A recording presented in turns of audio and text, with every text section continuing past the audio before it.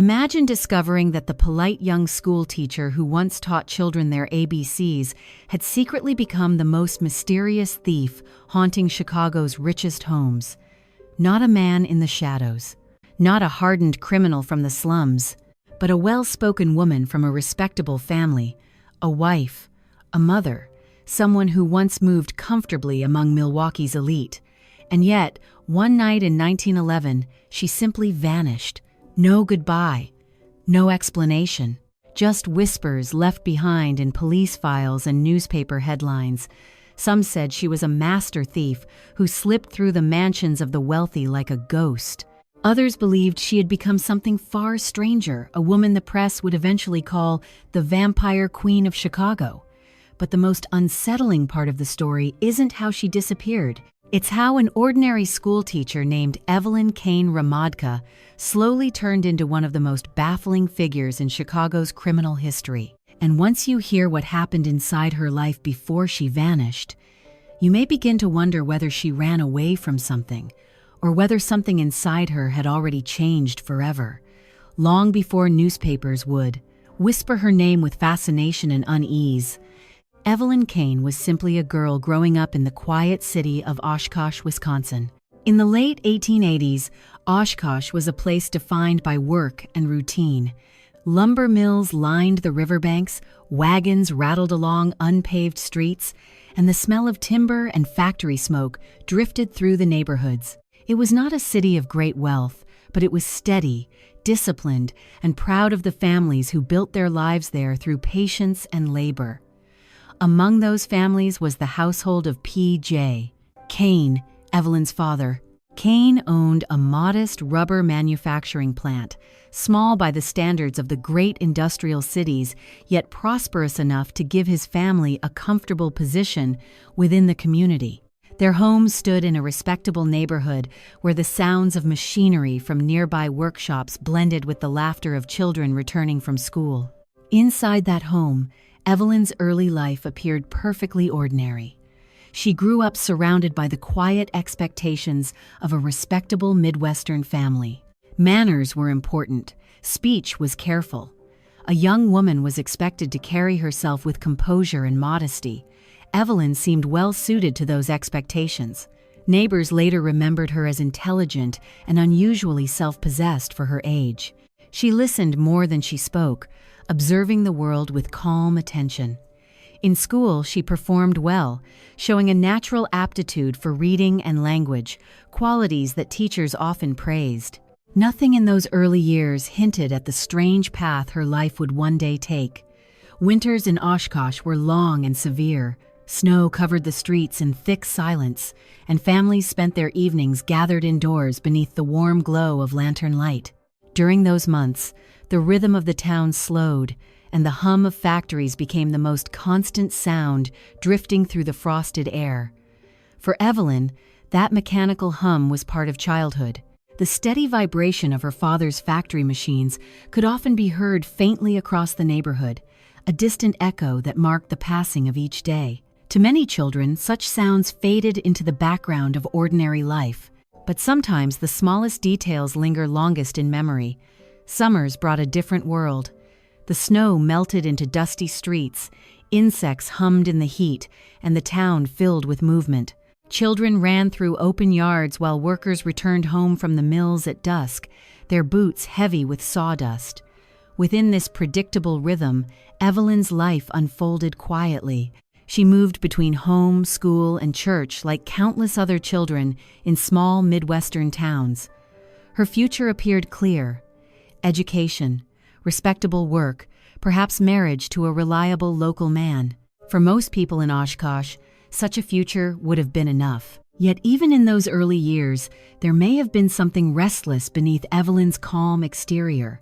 Small towns often offer stability, but they also carry invisible boundaries. For some people, those boundaries feel comforting. For others, they create a quiet curiosity about the wider world.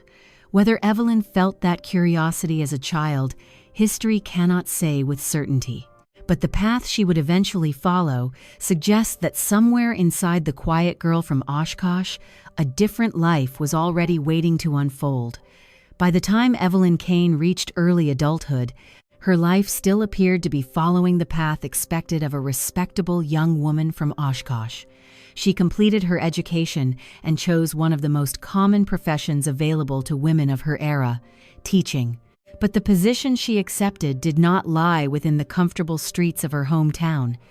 Instead, Evelyn traveled north into the quieter, more isolated regions of Wisconsin, where small rural communities relied on single-room schoolhouses to educate children from scattered farming families and logging camps. It was a world very different from Oshkosh. The forests there stretched for miles, dense with spruce and birch trees. Dirt paths replaced the wider streets of the city, and the sound of wind through the woods often drowned out the noise of human life.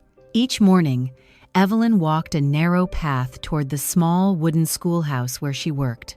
During winter, the journey could be harsh. Snow lay thick across the ground, and the air carried a cold, sharp enough to sting the lungs. When she arrived, the classroom was often still chilled from the night before. The first task of the day was always the same. She would kneel beside the iron stove and coax a fire to life. Slowly, the warmth spread through the room as the first students began to arrive, children with red cheeks, snow on their boots, and breath visible in the cold air. They came from farms and logging camps, some traveling several miles to reach the schoolhouse. Evelyn taught them all: reading, writing, arithmetic. In a single classroom filled with students of different ages, patience was essential. The teacher needed not only discipline, but also calm authority. Those who knew Evelyn during this period later remembered her as composed and attentive. She carried herself with quiet confidence, guiding the children through their lessons while maintaining a steady order within the small room. Her days followed a simple rhythm: morning lessons, recitations from worn textbooks, the soft scratching of chalk across the slate board. Outside the windows, the forest moved through its endless cycle of seasons. In spring, the snow melted into damp earth, and the sound of birds returned to the woods. Summer brought long, warm days, and the smell of pine carried on the wind. Autumn painted the trees in deep colors before winter returned once again. For many teachers, this life offered peace. But for someone like Evelyn, the isolation may also have created long hours of reflection. When the school day ended and the children scattered home through the forest paths, she often walked back alone toward the modest boarding room where she stayed. Evenings were quiet. A small oil lamp, a book on the table, the distant rustling of trees beyond the window. It was during these silent hours that the boundaries of her store may have begun to feel more visible. Rural life provided stability, but it also left little room for change. Most young women in the region would eventually marry local farmers or laborers, settling into lives not very different from the ones they had grown up watching. Perhaps Evelyn imagined that future for herself. Or perhaps, as she sat alone beneath the dim glow of her lamp, she occasionally wondered about places far beyond the forest, cities she had never seen, people she had never met, lives very different from the quiet routine that surrounded her. At the time, such thoughts were nothing more than passing curiosities, yet life often changes direction in the most unexpected moments. And for Evelyn Cain, that moment was approaching quietly, almost invisibly along a narrow forest path where she would soon encounter a man whose arrival would alter the course of her life forever. The winter snow had finally begun to melt when the moment arrived that would quietly redirect the course of Evelyn Cain's life. Early spring in northern Wisconsin carried a strange stillness. The cold had softened, yet the warmth of summer had not fully arrived. Patches of snow lingered in the shadows beneath tall spruce trees, while the ground along the forest paths turned dark and damp from the thaw. It was on one of those quiet afternoons, as school day had ended, that Evelyn stepped onto the narrow trail leading back toward town. The forest was calm, only the distant creaking of branches and the soft sound of her boots pressing into wet earth accompanied her walk.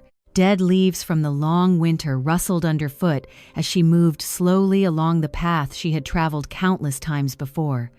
Then she noticed someone standing ahead. A man. He stood near the edge of a small clearing where the trees opened just enough to allow sunlight to spill across the ground. A rifle rested casually in his hands, suggesting he had been hunting in the woods nearby. At first, there was nothing remarkable about him. Hunters often passed through these forests during the colder months. But as Evelyn drew closer, she sensed that this man was not quite like the local farmers and woodsmen she was used to seeing. His clothing was well made, though dusted with dirt from the trail. His posture was upright and confident, and there was a certain polish in the way he carried himself, something that hinted at a life lived far from the quiet isolation of these northern woods. When he noticed her approaching, he lowered the rifle slightly and offered a polite greeting. "Good afternoon." His voice was warm, measured, and unmistakably refined. The man introduced himself as Cain Ramadka. He explained that he had come north from Milwaukee on a hunting trip. His family, he said, owned a successful trunk manufacturing company there, a business that had grown steadily as the railroads expanded across the country. Milwaukee was a world away from the small schoolhouse where Evelyn spent her days. It was a city filled with factories, electric lights, bustling streets, and wealthy families building fortunes through industry and trade. For Evelyn, who had spent months surrounded by forests and quiet routines, the conversation felt unexpectedly vivid. Their first exchange was simple: a remark about the changing weather, a question about the best trail leading toward the nearby river. Yet even in those brief moments, something subtle passed between them. Charles was immediately struck by Evelyn's calm presence. Her modest dress and quiet manner carried a natural elegance that felt very different from the fashionable women he often encountered in Milwaukee society. And Evelyn, in turn, sensed that this man represented a world she had only glimpsed from a distance, a world larger than the one she had known. When their conversation ended, Charles tipped his hat politely before continuing down the path in the opposite direction. It might have remained nothing more than a passing encounter, a brief meeting between strangers in the woods.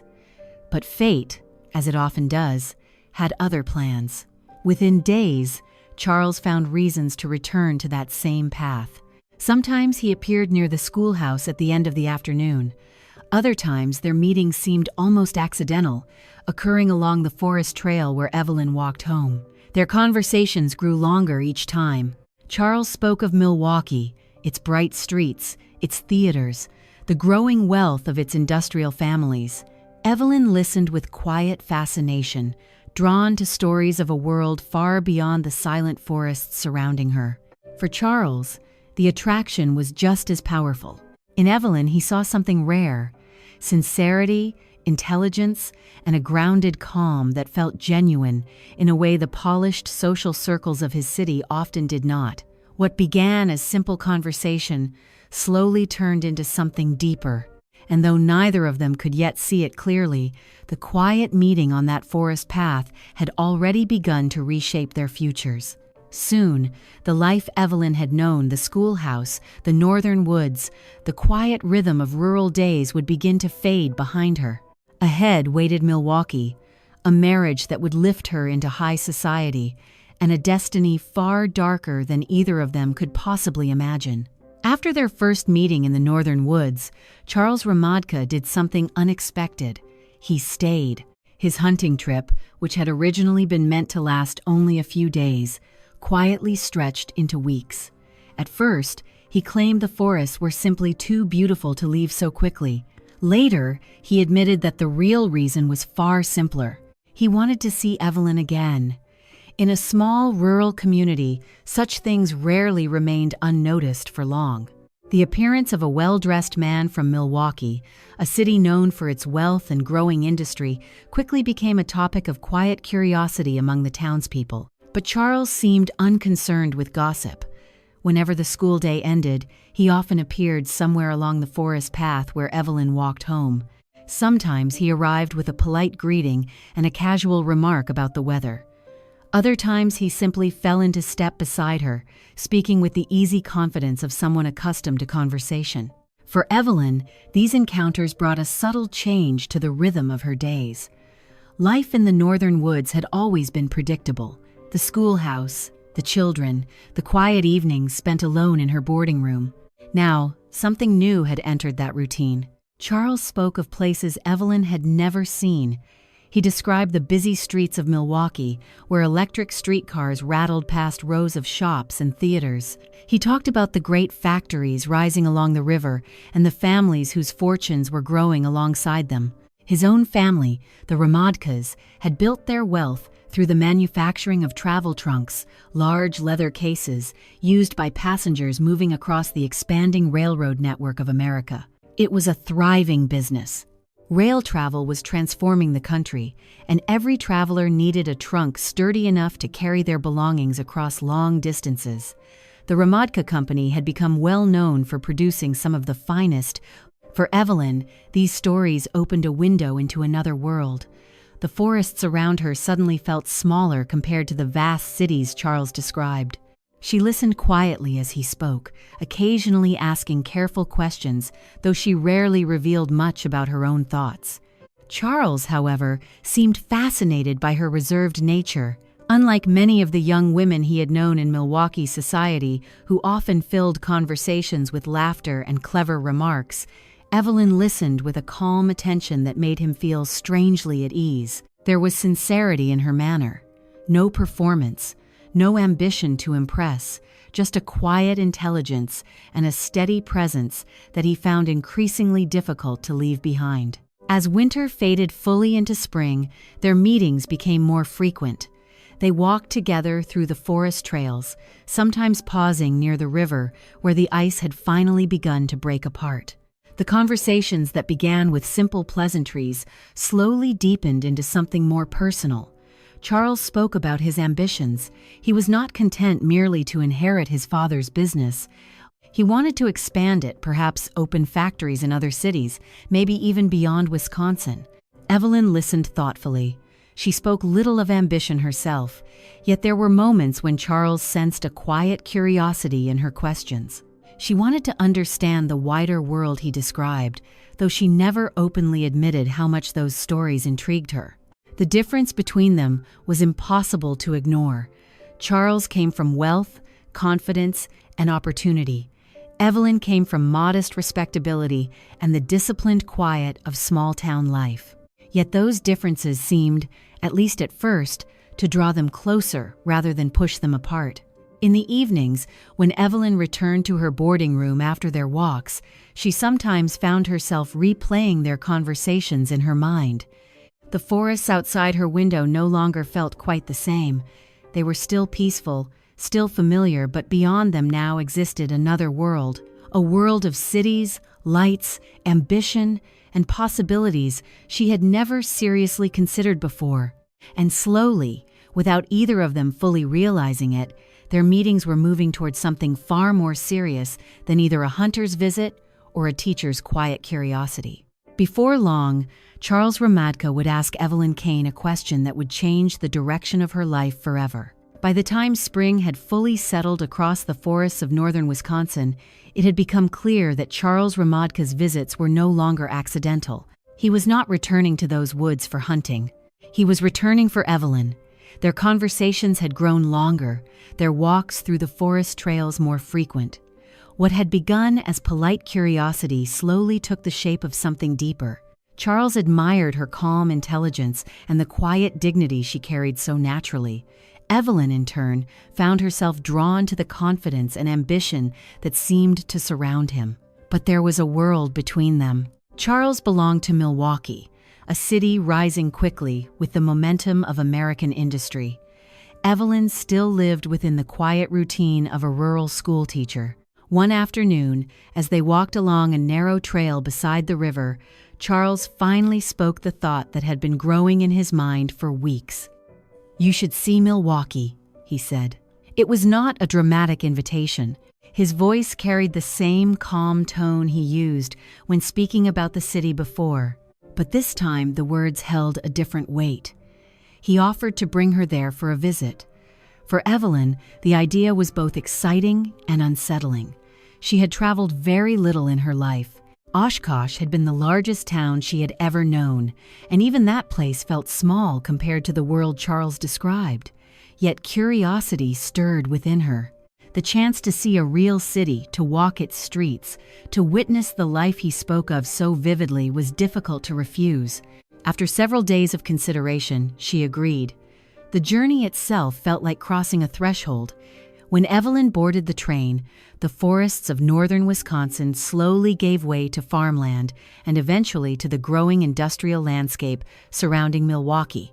Smoke rose from factory chimneys, and the distant rumble of machinery echoed across the city. Milwaukee was alive with movement.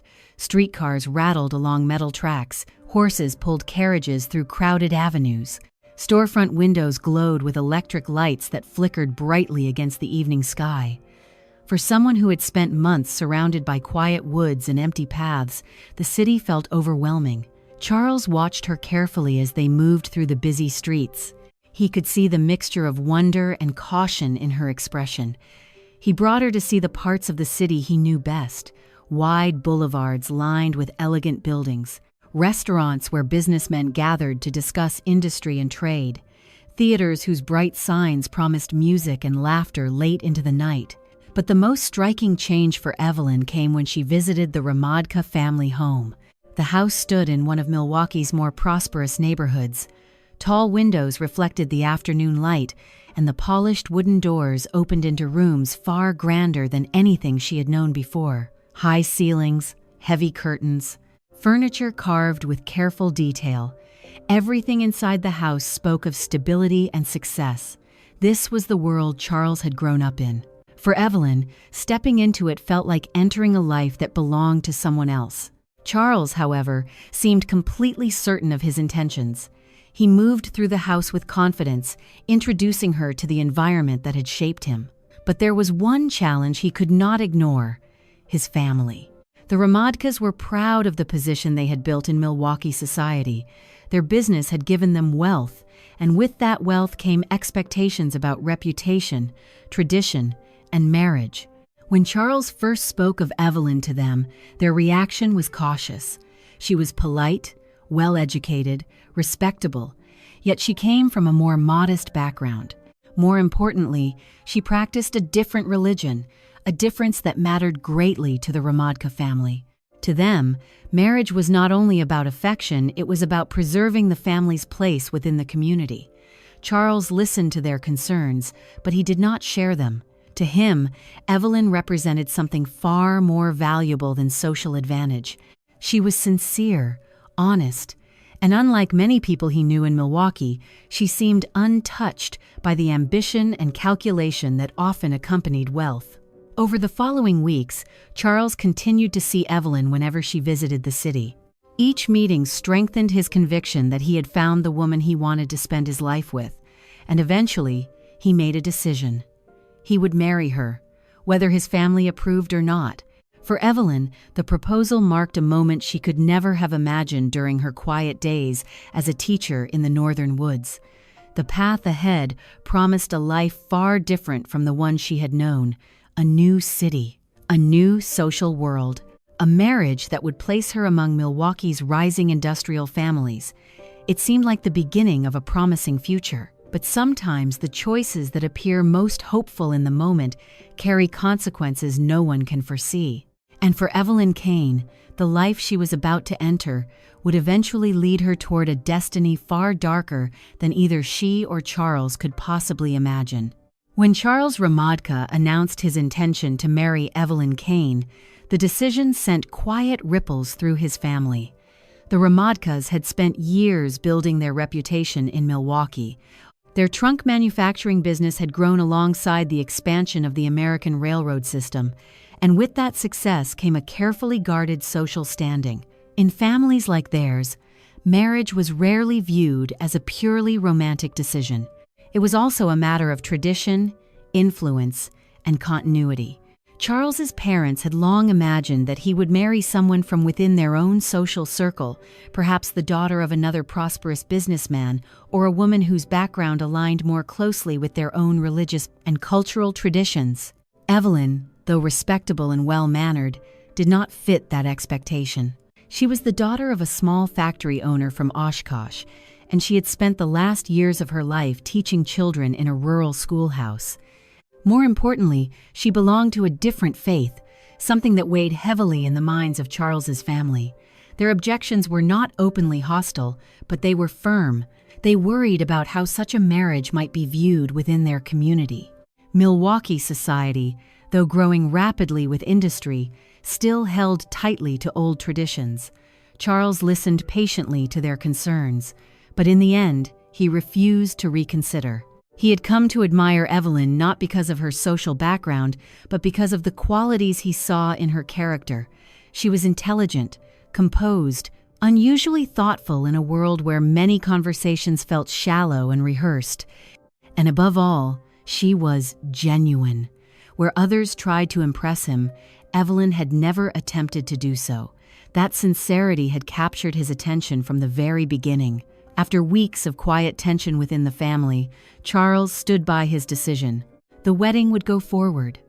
Eventually, the Ramadkas accepted the inevitable. The ceremony itself was modest compared to the elaborate weddings often held among Milwaukee's wealthier families. Still, it carried the quiet elegance expected of the occasion. Friends and relatives gathered as Evelyn Cain became Evelyn Ramadka. For Evelyn, the moment felt both joyful and overwhelming. Only a short time earlier, she had been living in a boarding room near a forest schoolhouse. Now, she was stepping into a life surrounded by wealth, expectations, and the careful social rituals of a prosperous industrial family. The transition was immediate. As the wife of Charles Ramadka, Evelyn was now part of Milwaukee society. The Ramadka home became her new world. The house was large, filled with polished wood floors, heavy curtains, and carefully chosen furnishings. Servants moved quietly through its halls, attending to the daily routines that kept the household running smoothly. At first, Evelyn approached her new role with determination. She studied the customs of the social gatherings she attended. She learned how conversations unfolded around long dining tables, where certain topics were discussed openly while others were avoided. Hosting guests required careful attention. Tea had to be served properly. Invitations needed to be answered with appropriate courtesy. In public, Evelyn carried herself with the quiet grace that had always defined her. Many people who met her were immediately impressed. Her beauty was subtle but striking, and her calm manner made her appear composed even in unfamiliar situations. Gradually, she began to earn the admiration of some within Milwaukee society. Yet beneath the surface, the change in her life was profound. The quiet independence she had known as a teacher had disappeared. In its place came a life shaped by expectations of family reputation, social presence, and the responsibilities of marriage. Charles, for his part, seemed happy. He believed Evelyn would eventually grow comfortable within the world he had introduced her to. In private moments, he encouraged her and reassured her that she belonged beside him, and for a time, their life together appeared stable. They attended gatherings, they entertained guests, they spoke of the future they hoped to build together. Then, not long after their marriage, another event arrived that seemed to promise even greater happiness. Evelyn became pregnant. The news filled the household with excitement. A child would secure the next generation of the Ramadka family and strengthen the bond between Charles and his young wife. But what began as a hopeful chapter soon turned into something far more difficult. The birth of their daughter would change Evelyn's life in ways no one around her could fully understand. Because soon after the child arrived, Evelyn began to change. For a brief moment, it seemed as though Evelyn Ramadka's life had settled into the future everyone expected. Her marriage to Charles Ramadka had placed her firmly within Milwaukee's growing circle of prosperous families. She had learned to navigate the quiet rituals of social life, formal dinners, polite conversations, and the steady rhythm of managing a large household. And now, with the birth of their daughter, that future appeared even more secure.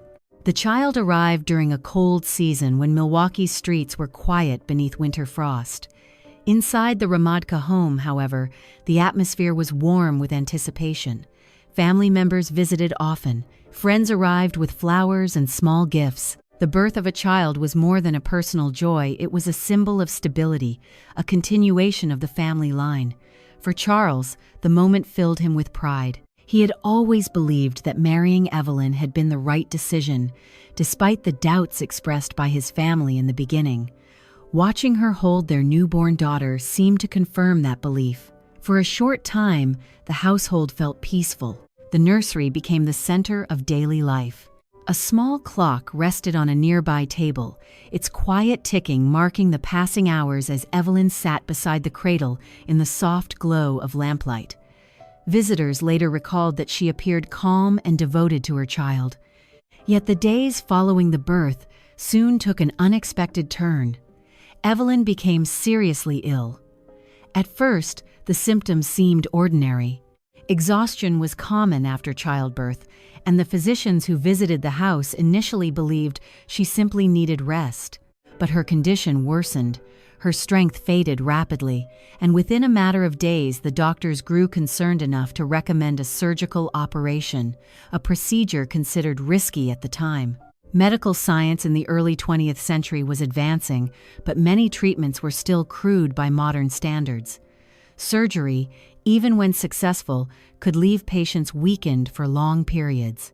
The operation was performed with urgency. For hours, Charles waited outside the room, listening to the muted voices of the doctors and the occasional movement of equipment behind the closed door. When the procedure finally ended, the physicians assured him that it had been necessary and, by their judgment, successful. Evelyn survived. But survival did not mean recovery. In the weeks that followed, something about her seemed different. At first, the changes were subtle. She spoke less frequently than before. Her movements became slower, as though she carried an invisible weight. The lively curiosity that had once drawn Charles to her now seemed distant. Family members assumed the illness had simply drained her strength. They encouraged her to rest. They believed time would restore the woman they remembered. Yet Charles began to sense that something deeper had shifted. Evelyn fulfilled her responsibilities as a mother. She cared for the child and responded politely when visitors arrived. But the warmth that once animated her personality appeared to fade little by little. Often she sat quietly beside the cradle, watching her daughter sleep while the small nursery clock continued its steady ticking. Tick, tick, tick. The sound filled the room with an almost hypnotic rhythm. Sometimes Evelyn would remain there long after the baby had fallen asleep, her gaze fixed on the cradle as though lost in distant thoughts. When Charles spoke to her, she answered gently but with a strange distance in her voice. It was as if part of her had withdrawn into a place he could not reach. The doctors had declared her physically healed. But what they could not see, what no one around her yet understood, was the quiet transformation unfolding within her mind. Something inside Evelyn had changed. Not suddenly, not violently, but slowly, almost invisibly, like a shadow lengthening across a room as the light fades. The young teacher from Wisconsin, the woman Charles had fallen in love with on a forest path, seemed to be drifting further away with each passing day. And in the silent hours of the night, while the house slept and the nursery clock continued its patient rhythm, Evelyn Ramadka began to feel like a stranger inside her own life. In the months following her illness, Evelyn Ramadka slowly regained her physical strength. Outwardly, life in the Ramadka household returned to its familiar order. The nursery clock continued its steady rhythm. Servants moved quietly through the house. Charles returned to his daily work at the family business, overseeing the production of travel trunks that were shipped across the expanding railroad network of America. From the outside, nothing seemed unusual. Visitors who came to see the child often remarked that Evelyn appeared calm and composed, just as she always had. She greeted guests politely, spoke gently when addressed, and carried herself with the same careful dignity expected of a woman in her position. Yet those who knew her closely began to notice small differences. The changes were subtle at first: a pause before she answered a question, a distant expression when conversations turned lively, moments when her attention seemed to drift away from the room entirely. Charles noticed these things more than anyone. He had known Evelyn before Milwaukee, before the marriage, before the illness. He remembered the quiet but attentive young woman who had listened to him speak about the city while they walked through the forests of northern Wisconsin. That woman had possessed a kind of steady curiosity. Now, something about her felt different. She still listened, but her gaze often lingered somewhere beyond the conversation, as if her thoughts had wandered into a place she could not easily leave. The doctors offered simple explanations. Exhaustion, they said, the strain of childbirth, the long recovery from surgery, all of these could affect a woman's temperament. They recommended rest, fresh air, and patience. Charles followed their advice carefully. He encouraged Evelyn to take walks, to visit friends, to attend small social gatherings where she might enjoy conversation and music. Sometimes she agreed. She dressed elegantly and accompanied him to dinners or gatherings hosted by Milwaukee's growing industrial families. In those rooms, illuminated by chandeliers and filled with polite laughter, Evelyn moved with practiced grace. She smiled when appropriate. She spoke when addressed. But to Charles, the performance felt hollow. The enthusiasm that once animated her expressions had faded. Conversations that once interested her now seemed to pass, without leaving any impression at all. Gradually, she began declining invitations. Instead of attending social events, she often remained at home. Evenings that might once have been spent among friends were now passed quietly in the nursery or alone in the dimly lit sitting room. During those hours, Evelyn developed a new habit. She began reading. At first, the books she chose seemed harmless enough. Newspapers, travel accounts, collections of essays, but over time her interests shifted. She found herself drawn to stories that would have seemed strange only a year earlier, accounts of crime, fugitives, and mysterious disappearances. Articles describing thieves who slipped unnoticed through the houses of the wealthy. Reports of con artists who reinvented themselves under new identities. Stories of men and women who had stepped outside the boundaries of respectable society. Evelyn did not read these stories with excitement or amusement. Instead, she studied them with quiet concentration. Sometimes, she reread certain passages more than once, as if trying to understand the thoughts of the people described within them. Charles noticed the newspapers and clippings she left on the table. One evening, he asked about them gently. Evelyn smiled faintly and offered a simple explanation. "They're only interesting stories." Her tone was calm, almost casual, yet something about her interest unsettled him. The woman he had married had once seemed entirely comfortable within the world of ordinary life, teaching children, walking through quiet woods, speaking thoughtfully about the future. Now she appeared fascinated by lives lived far outside those boundaries. The more she read, the more distant she seemed to become. At night, when the household had fallen silent, Evelyn often returned to the nursery. She would sit beside the cradle, listening to the steady ticking of the clock while her daughter slept peacefully. Tick, tick, tick. The sound echoed through the quiet room like a metronome marking time. But for Evelyn, the rhythm no longer felt comforting. Instead, it seemed to emphasize a strange realization growing slowly in her mind. The life she had entered the house, the expectations, the carefully structured routines no longer felt entirely her own. It was as though she had stepped into someone else's role and was only now beginning to understand how tightly that role confined her. She still cared for her child. She still spoke kindly to Charles. But deep within her thoughts, a quiet tension had begun to grow. A question she could not fully articulate. A sense that somewhere beyond the walls of the Ramadka home existed a different kind of life, one less predictable, less confined, and perhaps far more dangerous. At first, these thoughts were nothing more than distant curiosities. But curiosity, once awakened, has a way of changing the course of a life. And in the quiet corners of her mind, Evelyn Ramadka was beginning to imagine a future that looked nothing like the one she had promised when she stood beside Charles on their wedding day.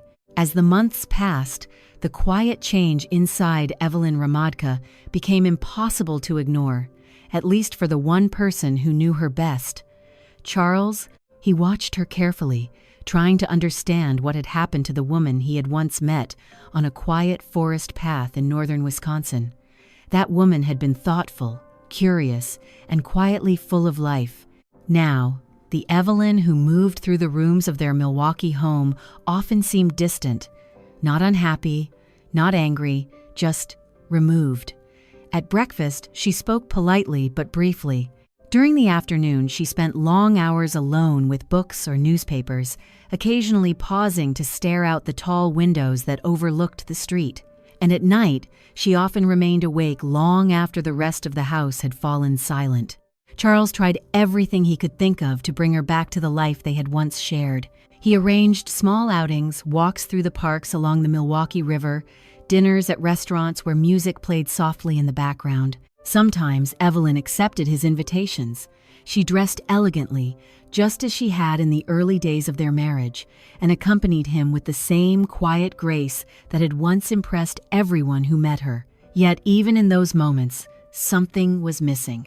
She listened when Charles spoke, but her attention often seemed to drift. Conversations that once would have sparked thoughtful responses now ended with short replies and distant smiles. It was as though part of her mind remained somewhere else. Charles began to worry. Late at night, he sometimes lay awake beside her, listening to the soft sounds of the house settling in the darkness. The nursery clock ticking down the hall, the faint creak of floorboards as the temperature changed, and beside him, Evelyn breathing quietly but rarely sleeping. When he asked if something troubled her, she always gave the same answer: "I'm just tired." The explanation sounded reasonable enough. After all, the illness she had endured had been serious. The doctors had warned that recovery could take time. Still, Charles could not shake the feeling that the real cause of her distance lay somewhere deeper. Meanwhile, Evelyn's private habits continued to evolve. The books she read became more focused on stories of crime and deception. Newspaper clippings about mysterious burglaries and unsolved cases began appearing among the papers on her writing desk. She studied them carefully, not with fear, but with a quiet fascination. Some of the stories described thieves who slipped unnoticed through the houses of wealthy families, entering through unlocked doors or hidden windows before vanishing without leaving a trace.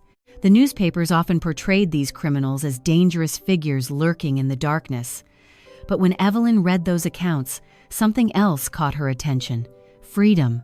The people in those stories moved through the world without the rigid expectations that shaped her own life. They created new identities when necessary. They traveled freely from city to city. They lived outside the strict social boundaries that governed respectable society. At first, Evelyn did not fully understand why those stories interested her so deeply. But the more she read, the more she felt a strange sense of recognition. It was not that she admired criminals. Rather, their lives seemed to exist in a space beyond the carefully constructed world she now inhabited. A world where identity could change, where the rules were different. Sometimes, while sitting alone in the nursery beside her sleeping daughter, Evelyn found herself remembering the quiet forests where she had once worked as a teacher. Those woods had been peaceful, yet they had also allowed a certain independence. She had walked alone, made her own choices, lived without the constant awareness of society's expectations. In Milwaukee, that freedom no longer existed. Every action she took was shaped by reputation, family standing, and the watchful eyes of those around her. Gradually, a realization began to settle into her thoughts. The life she was living, the elegant home, the polite gatherings, the carefully structured routine, felt increasingly like a role she had been assigned rather than a life she had chosen. And once that realization appeared, it became impossible to ignore.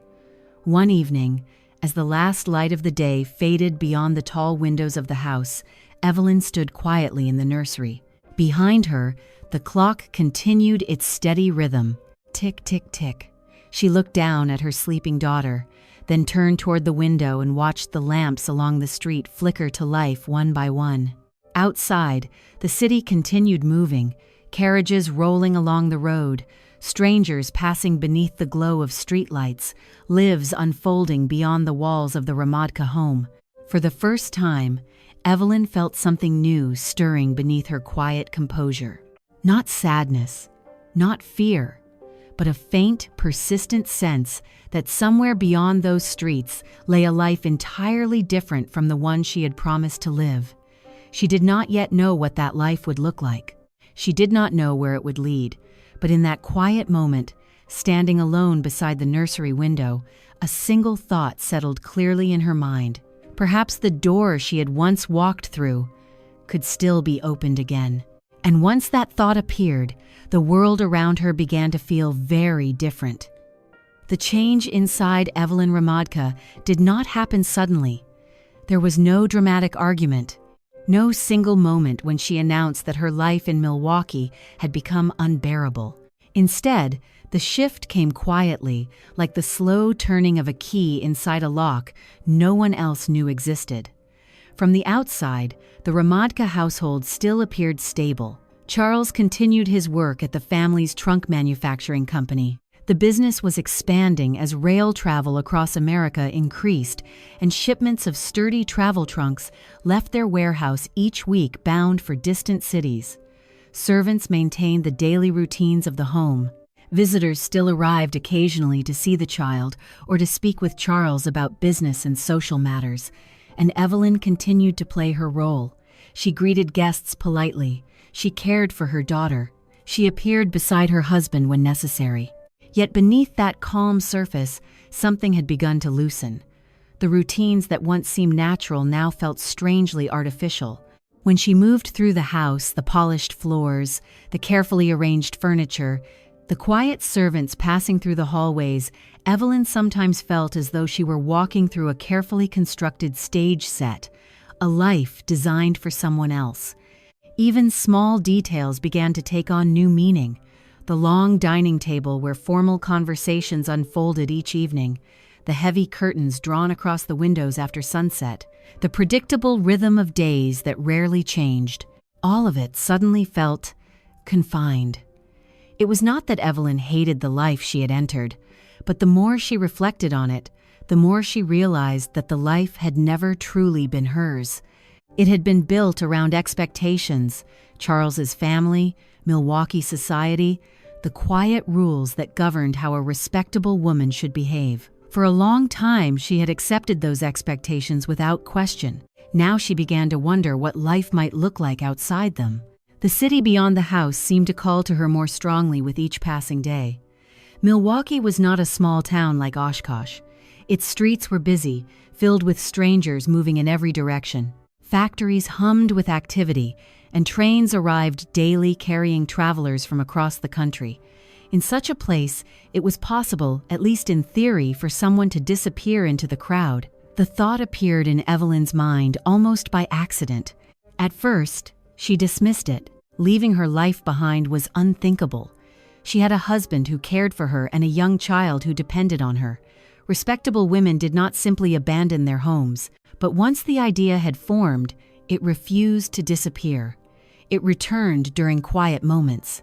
While she read newspapers late at night, while she stood by the nursery window watching strangers pass beneath the streetlights, while she listened to the steady ticking of the clock that seemed to measure every hour of her life with relentless precision.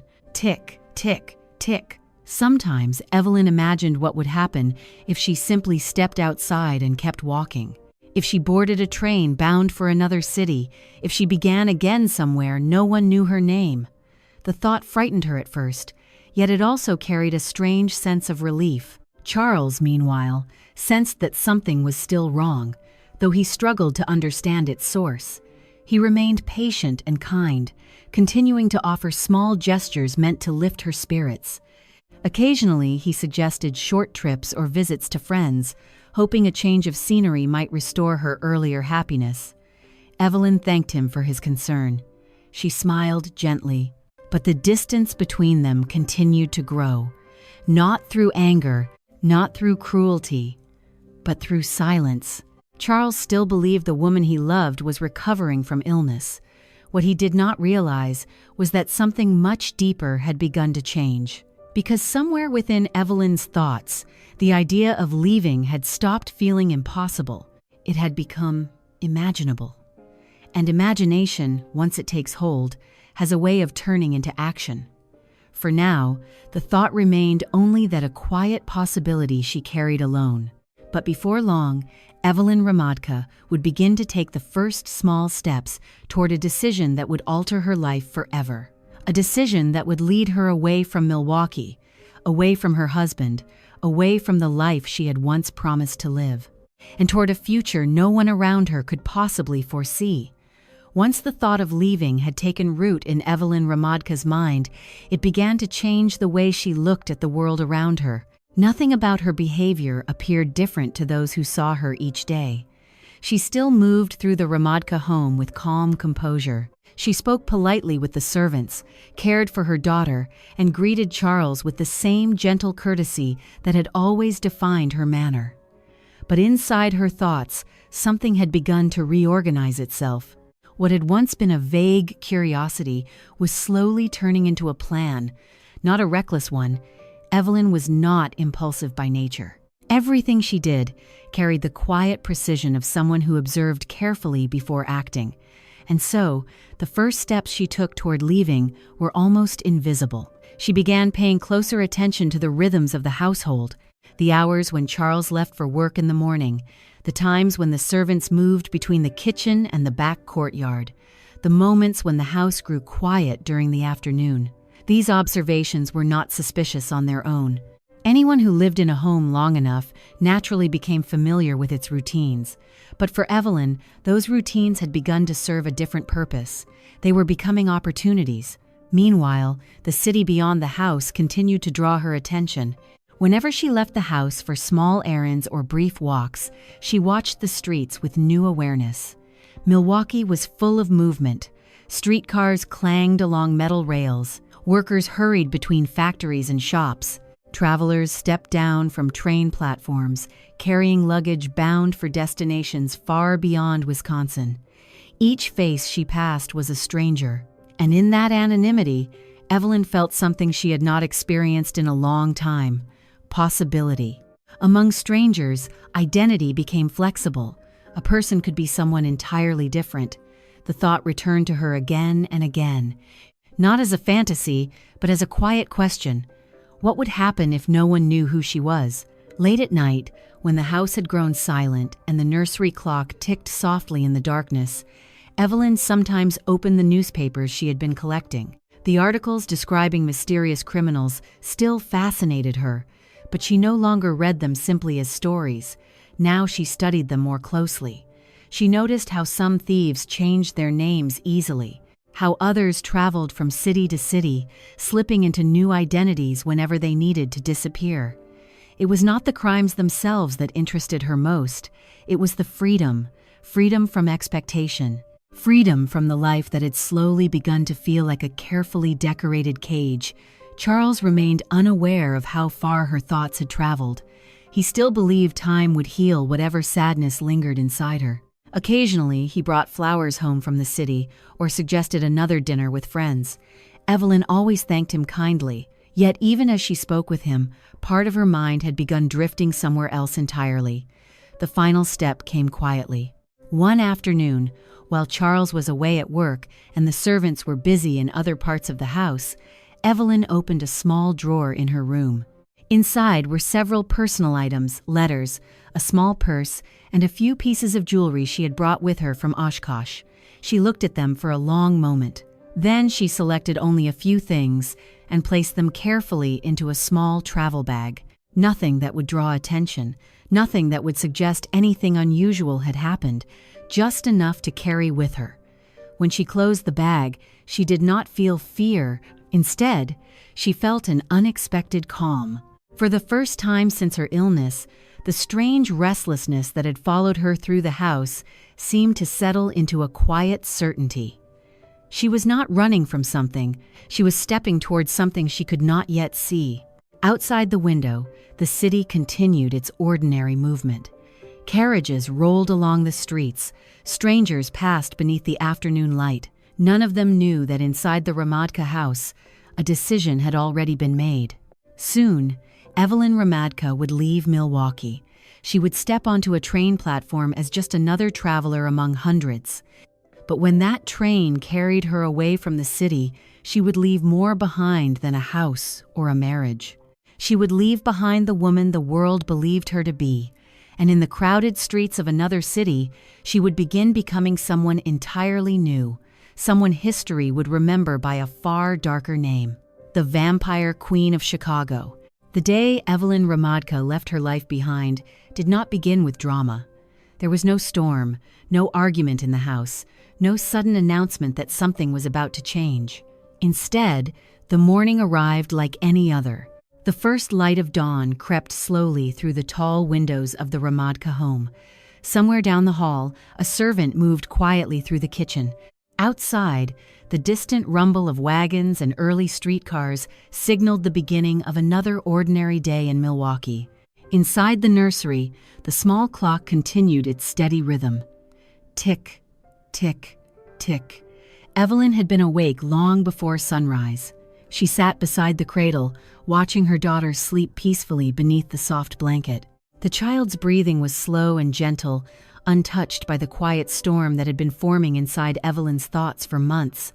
For a long moment, she simply watched. There was no bitterness in her expression, only a strange stillness. Charles had already begun preparing for work in another part of the house. Soon he would leave for the factory, just as he did every morning. Everything was unfolding exactly as Evelyn had expected. She rose slowly from the chair and crossed the room, pausing briefly beside the window. Outside, the early light painted the empty street in pale gray. It would not stay empty for long.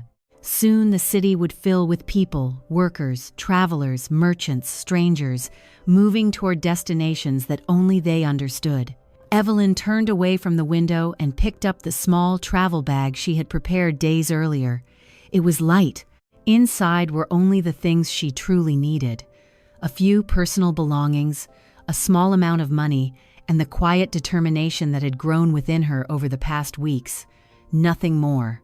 She stepped softly through the hallway, careful not to draw attention from the servants beginning their morning tasks. To anyone who might have seen her, she would have appeared simply as a woman leaving the house early, a wife stepping out for an errand, a mother taking a short walk before the day's responsibilities began.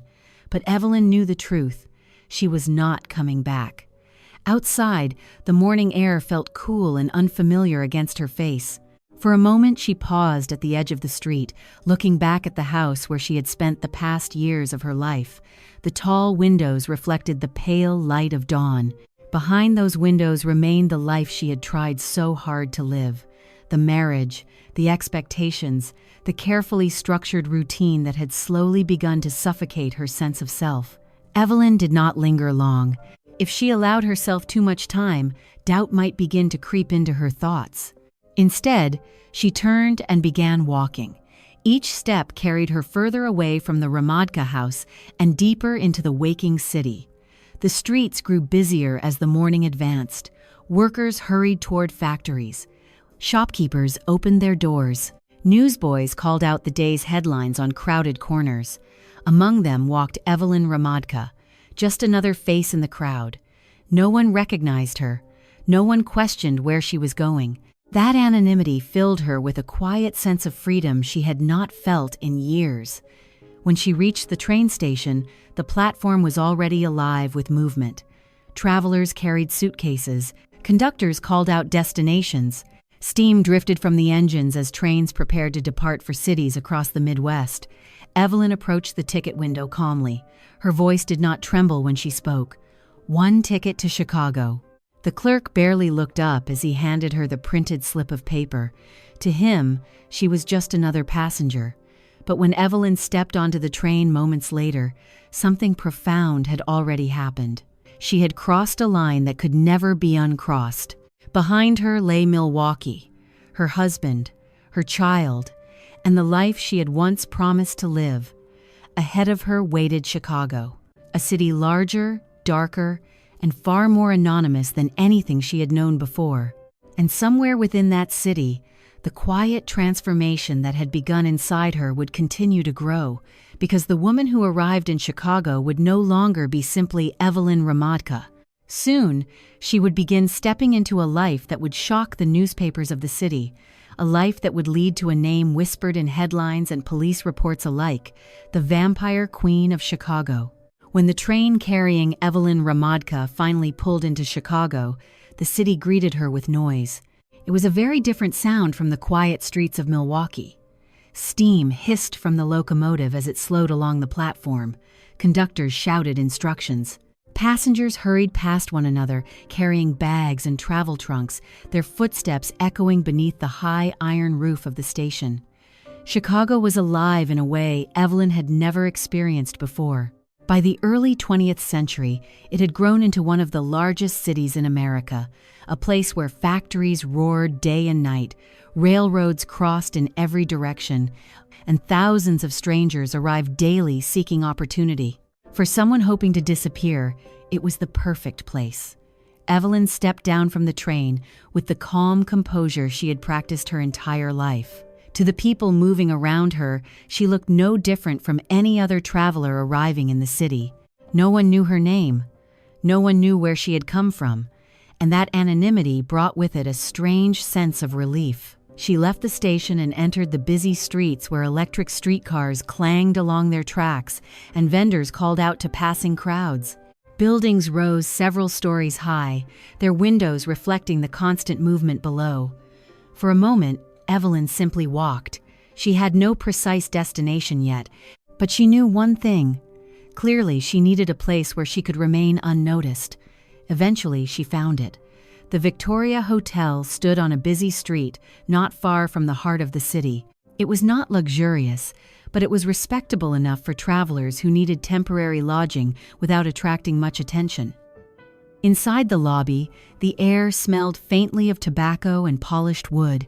A few guests sat reading newspapers while others checked in at the front desk. Evelyn approached the clerk calmly. When he asked her name, she paused for only a fraction of a second. Then she gave him one. Not the name Ramadka, not even Cain. Instead, she offered a new identity, simple, ordinary, and unlikely to raise suspicion. The clerk wrote it into the hotel ledger without hesitation. Just like that, the woman who had once been Evelyn Ramadka began to disappear. Her room at the Victoria Hotel was small. A narrow bed stood against one wall. A single window looked down onto the busy street below, where the sounds of Chicago continued late into the evening. Yet for Evelyn, the room held something priceless. Freedom. No servants watching her movements. No family expectations shaping her behavior. No husband wondering why she seemed distant. For the first time in years, she belonged only to herself. During the first few days, she spent much of her time exploring the city. Chicago's streets fascinated her. Crowds moved endlessly through markets and business districts. Well-dressed businessmen hurried toward offices, while laborers poured out of factories at the end of long shifts. In neighborhoods further from the center, the city grew rougher. Saloon doors swung open and closed. Shadows gathered in narrow alleys where conversations were conducted in low voices. It was a world far removed from the careful politeness of Milwaukee society. Yet Evelyn felt strangely comfortable observing it. She walked for hours, learning the patterns of the streets, studying how people moved through the city without attracting attention. In Chicago, anonymity was a skill, and slowly, she was learning it. Evenings often found her back in her small hotel room, sitting beside the window and watching the city lights flicker against the darkness. The sounds of Chicago never truly faded. Carriages rolled through the streets. Voices drifted upward from the sidewalks. Somewhere in the distance, trains continued arriving long after midnight. Each sound reminded her that she had stepped into a world where anything seemed possible. But it was inside the Victoria Hotel that something even more significant would soon occur. Among the employees moving quietly through its hallways was a man known simply as Mr. Jones. He was not remarkable at first glance, just another worker in a busy hotel. Yet the life he lived within the shadows of the city would soon intersect with Evelyn's in a way neither of them could fully anticipate. And that meeting would draw Evelyn one step closer to the darker destiny waiting for her in Chicago. During her first days at the Victoria Hotel, Evelyn kept mostly to herself. She moved quietly through the building, leaving her room only when necessary. In the mornings, she sometimes walked through the nearby streets, observing the endless movement of Chicago's crowds. In the evenings, she returned to the small hotel room that had become her temporary refuge. To the other guests, she was simply another traveler. But the people who worked at the hotel began to notice her. Not because she behaved strangely, quite the opposite. Evelyn carried herself with a calm dignity that set her apart from many of the guests passing through the building. She spoke politely, dressed neatly, and rarely caused trouble. Among those who noticed her was a man who worked in the hotel corridors. Most guests knew him only as Mr. Jones. He handled a variety of small duties, carrying luggage, polishing the brass railings, assisting guests when needed. Like many hotel employees, he moved quietly through the building, appearing only when necessary and disappearing just as quickly. At first, Evelyn barely paid attention to him, but one afternoon, something unusual caught her eye. She had stepped into the hallway on her way downstairs when she saw Mr. Jones leaning against the wall near the staircase, checking the time on a pocket watch. The watch was delicate, far too elegant for a hotel worker. Even from a distance, Evelyn could see the fine design engraved into its metal surface. It looked like something that might belong to a wealthy household, perhaps even to a woman. The detail struck her immediately. When Mr. Jones noticed her looking at it, he gave a small smile and slipped the watch back into his pocket. "Strange piece for a man like me, isn't it?" he said casually. His voice carried a calm confidence that made the comment feel more like a quiet joke. Evelyn studied him carefully. There was something unusual about the way he spoke. Unlike many hotel workers, he did not appear nervous or overly polite. Instead, he seemed comfortable, almost amused, as though he understood more about the world around him than he chose to reveal. Their conversation was brief. Evelyn simply remarked that the watch looked beautiful. Mr. Jones replied with a short, curious answer. "It belonged to someone who no longer needs it." The words were delivered casually, yet they carried a faint suggestion of something hidden. Evelyn did not ask any further questions, but the moment lingered in her thoughts. Over the next several days, she encountered Mr. Jones again. Sometimes he stood near the hotel entrance assisting arriving guests. Other times, he appeared in the corridor while polishing brass railings or carrying luggage. Each time their conversations were short and harmless, a greeting, a remark about the weather, a brief exchange that ended before it could attract attention. Yet, with every meeting, Evelyn began to sense that Mr. Jones occupied a very different world from the respectable guests who filled the hotel. He seemed to know the city in a deeper way. When he spoke about Chicago, he rarely mentioned the places tourists visited. Instead, he described neighborhoods that came alive after dark, streets where deals were made quietly in alleyways, and corners of the city where people moved through life under names that were not their own. He never spoke directly about crime, but his stories hinted at something close to it. Evelyn listened carefully, not because she intended to follow those paths, at least not yet, but because something about those stories felt strangely familiar to the thoughts she had been carrying inside her mind. The idea that a person could live beyond the rigid expectations of ordinary society, that identities could change, that lives could be rewritten. One evening, as dusk settled over the city, Evelyn encountered Mr. Jones again near the side entrance of the hotel. The hallway was quiet. A single lamp cast a warm glow along the wall, reflecting softly on the polished railing beside them. Mr. Jones once again removed the pocket watch from his coat. This time he turned it slightly, allowing the light to catch its delicate surface. "You like it," he said. It was not a question. Evelyn nodded slowly. "It's beautiful." Mr. Jones studied her expression for a moment, then slipped the watch back into his pocket. "Chicago is full of beautiful things," he said quietly. "Some people just know where to find them." The meaning of his words hung in the air between them. Evelyn felt a faint thrill she could not quite explain. For months, she had been drifting further away from the life she once knew. Now, standing in the quiet hallway of a modest hotel, she had begun to sense that another world existed just beyond the surface of the city.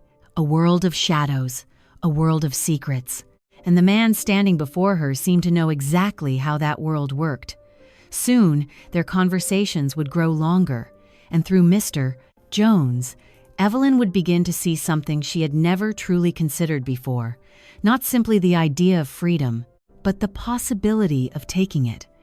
After her first few conversations with Mr. Jones, Evelyn began to notice something unusual about the way he moved through the Victoria Hotel. He was always present, yet somehow he was rarely noticed. Guests passed him in the hallway without paying attention. Conversations continued around him as if he were part of the furniture. Even when he stood only a few feet away, people seemed to forget he was there the moment they walked past. At first, Evelyn thought this was simply the nature of hotel work. Staff members were expected to remain discreet and invisible. But the more she watched him, the more she realized that Mr. Jones had turned invisibility into an art. One evening, as she returned from a long walk through the city, she found him polishing the brass rail near the stairway again. The hotel lobby was quiet. Most guests had already retired to their rooms, and the low hum of conversation drifted faintly from the bar downstairs.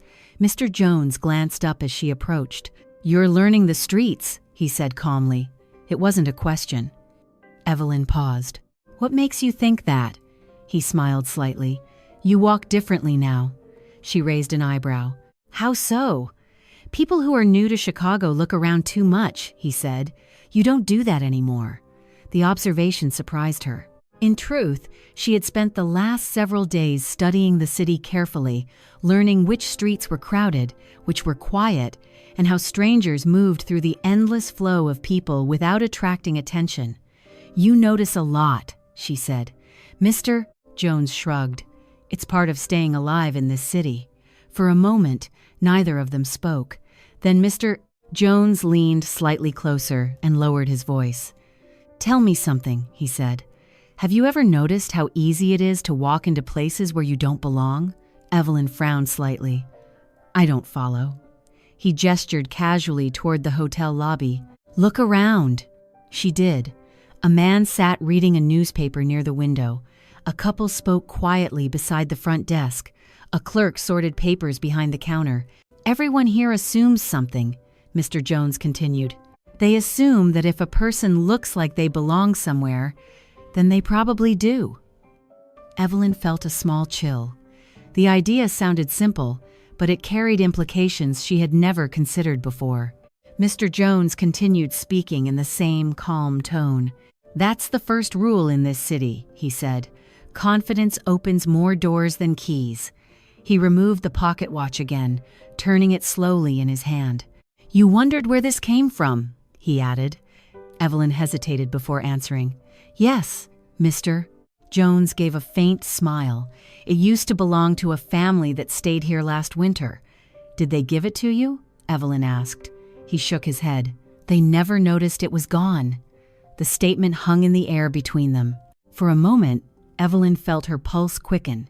She should have felt alarmed. Instead, what she felt was something closer to curiosity.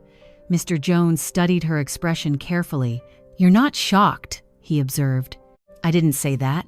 "No," he replied, "but most people would be." He slipped the watch back into his pocket. Then he spoke again quietly, almost thoughtfully. "The truth is, people with money often believe their world is safe. They don't imagine anyone would dare step into it uninvited." Evelyn felt the words echo somewhere deep in her thoughts.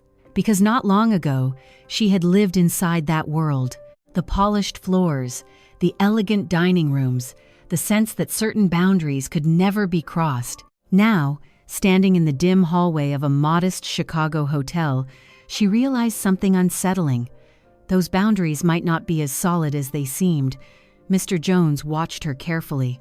"Chicago is full of opportunities," he said, "but only for people who are willing to see them."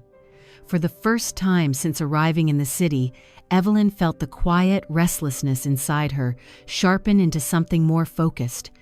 For months, she had been searching for a different life. Now, standing before a man who seemed to understand the hidden rules of the city, she began to sense that such a life might not be as distant as she once believed.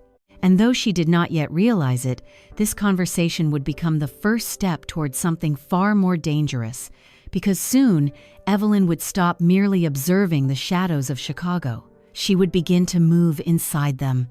After her conversations with Mr. Jones, something inside Evelyn shifted again. For months, she had wandered through Chicago like an observer watching crowds, learning the rhythm of the streets, and studying the way strangers blended into the movement of the city. Now she began looking at things differently, not just as a traveler, but as someone trying to understand how the city truly worked. Mr. Jones never told her directly what she should do. He never invited her into anything illegal, and he never gave instructions. Instead, he spoke in fragments. Observations about human behavior, small details about the habits of wealthy people, quiet remarks about how easily certain doors could open if someone simply appeared confident enough to walk through them. At first, Evelyn listened only with curiosity, but the more she walked through the city, the more those remarks began to take on meaning. Chicago contained entire neighborhoods of wealth. Large homes lined wide streets where carriages rolled slowly past manicured lawns and iron gates. The houses stood tall and elegant, their windows glowing softly in the evening light. Behind those windows lived families very much like the ones Evelyn had once known in Milwaukee: industrialists, merchants, bankers whose fortunes were growing alongside the city itself. From the outside, those homes appeared secure. Servants moved through the side entrances carrying deliveries. Carriages arrived at the front doors for dinners and social gatherings. But as Evelyn began to observe more carefully, she noticed something else: patterns. Each household followed a rhythm. Certain doors were used frequently, while others remained unlocked for long periods. Servants arrived and left at predictable hours. Deliveries created brief moments of confusion when strangers moved freely through the house. The routines reminded her of something strangely familiar: the classroom. When she had been a teacher, Evelyn had learned to watch her students carefully, understanding their habits, predicting their movements, knowing when attention would drift or when discipline was needed. Now she found herself using that same quiet skill in a completely different environment. One afternoon, she walked past a large house where servants were carrying boxes through the side entrance. For a moment, she paused across the street, pretending to examine a shop window. The door remained open for nearly 3 minutes while the servants moved in and out. No one questioned who entered. No one checked who left. Anyone dressed modestly and moving confidently could have stepped inside without attracting attention. The realization unsettled her, not because it frightened her, but because it made something suddenly clear. The world she had once believed to be protected by wealth and reputation was far more vulnerable than it appeared. Later that evening, she returned to the Victoria Hotel and sat quietly beside the window in her room. Outside, the lights of Chicago flickered across the dark streets, while voices drifted upward from the sidewalks below. Her mind replayed the things she had seen during the day: the open doors, the distracted servants, the predictable routines. It would be so easy. The thought arrived unexpectedly, and once it appeared, she could not ignore it. She had spent weeks studying the city without realizing that she was preparing for something. Now the pieces seemed to align. Confidence opens more doors than keys. Mr. Jones's words returned to her. For the first time, Evelyn allowed herself to imagine a possibility she had never seriously considered before. What if she walked through one of those doors, not as a guest, not as a servant, but simply as someone who belonged there long enough to take what no one would notice missing? The idea should have terrified her. Instead, she felt a strange calm, because in that moment, Evelyn understood something important. She had already left her old life behind. The woman who once lived in Milwaukee, who hosted dinners, attended social gatherings, and cared deeply about reputation, no longer existed. In Chicago, she was someone else, someone who could choose a different path entirely. Outside the hotel window, the city continued moving beneath the night sky. carriages rolled past. Strangers walked beneath the lamps, and somewhere within that vast, restless city, Evelyn Ramadka was beginning to see opportunities everywhere. Very soon she would stop watching them. She would act. Once the idea had taken hold, Evelyn began to approach it the same way she approached everything else in her life, quietly, carefully, and with patience. She did not rush. For several days, she continued walking through the wealthy neighborhoods of Chicago, observing the homes she had already noticed before. Large houses stood along clean streets where the city's wealthiest families lived in comfortable privacy. Carriages came and went. Servants moved through side doors carrying packages or groceries. Sometimes delivery men entered without even knocking. No one questioned them. And slowly, Evelyn realized something important. Most houses did not guard against strangers. They guarded against people who looked out of place. A man dressed in rags might draw suspicion. A stranger behaving nervously might attract attention. But a person who looked like they belonged, someone carrying themselves with confidence, could pass through many spaces without being questioned at all. The realization fascinated her. It was not force that opened doors in the city. It was appearance. One afternoon, Evelyn stopped at a small shop not far from the Victoria Hotel. Inside, she purchased something simple: a plain domestic servant's dress. The clothing was modest, nothing unusual for a working woman in Chicago. Thousands of housemaids across the city wore similar garments while cleaning rooms or carrying laundry. Yet when Evelyn returned to her hotel room and placed the dress across the bed, she stared at it for a long moment. It represented more than clothing. It represented a new role. The next morning she tried it on. The transformation was subtle but powerful. With her hair arranged simply and the plain dress replacing her usual clothing, she no longer looked like a traveler staying in a hotel. She looked like a woman who belonged to the quiet workforce that kept wealthy households running every day. Invisible, unremarkable, exactly the kind of person who could walk through a side entrance without being questioned. When Evelyn stepped outside that morning, she felt the change immediately. People barely glanced at her. Passers-by moved around her without noticing her face. Carriage drivers paid no attention as she crossed the street. In Chicago, a servant was almost invisible. For the first time, Evelyn felt the full power of anonymity. She walked again toward the neighborhoods she had been studying for days. Large homes lined the streets exactly as before, their windows reflecting the afternoon sun. Servants entered and exited through side doors, moving quickly between deliveries and daily chores. This time, however, Evelyn did not remain across the street observing. She walked closer, very close. Near one house, a delivery wagon had just arrived. Two servants were struggling to carry heavy boxes inside through a partially open door.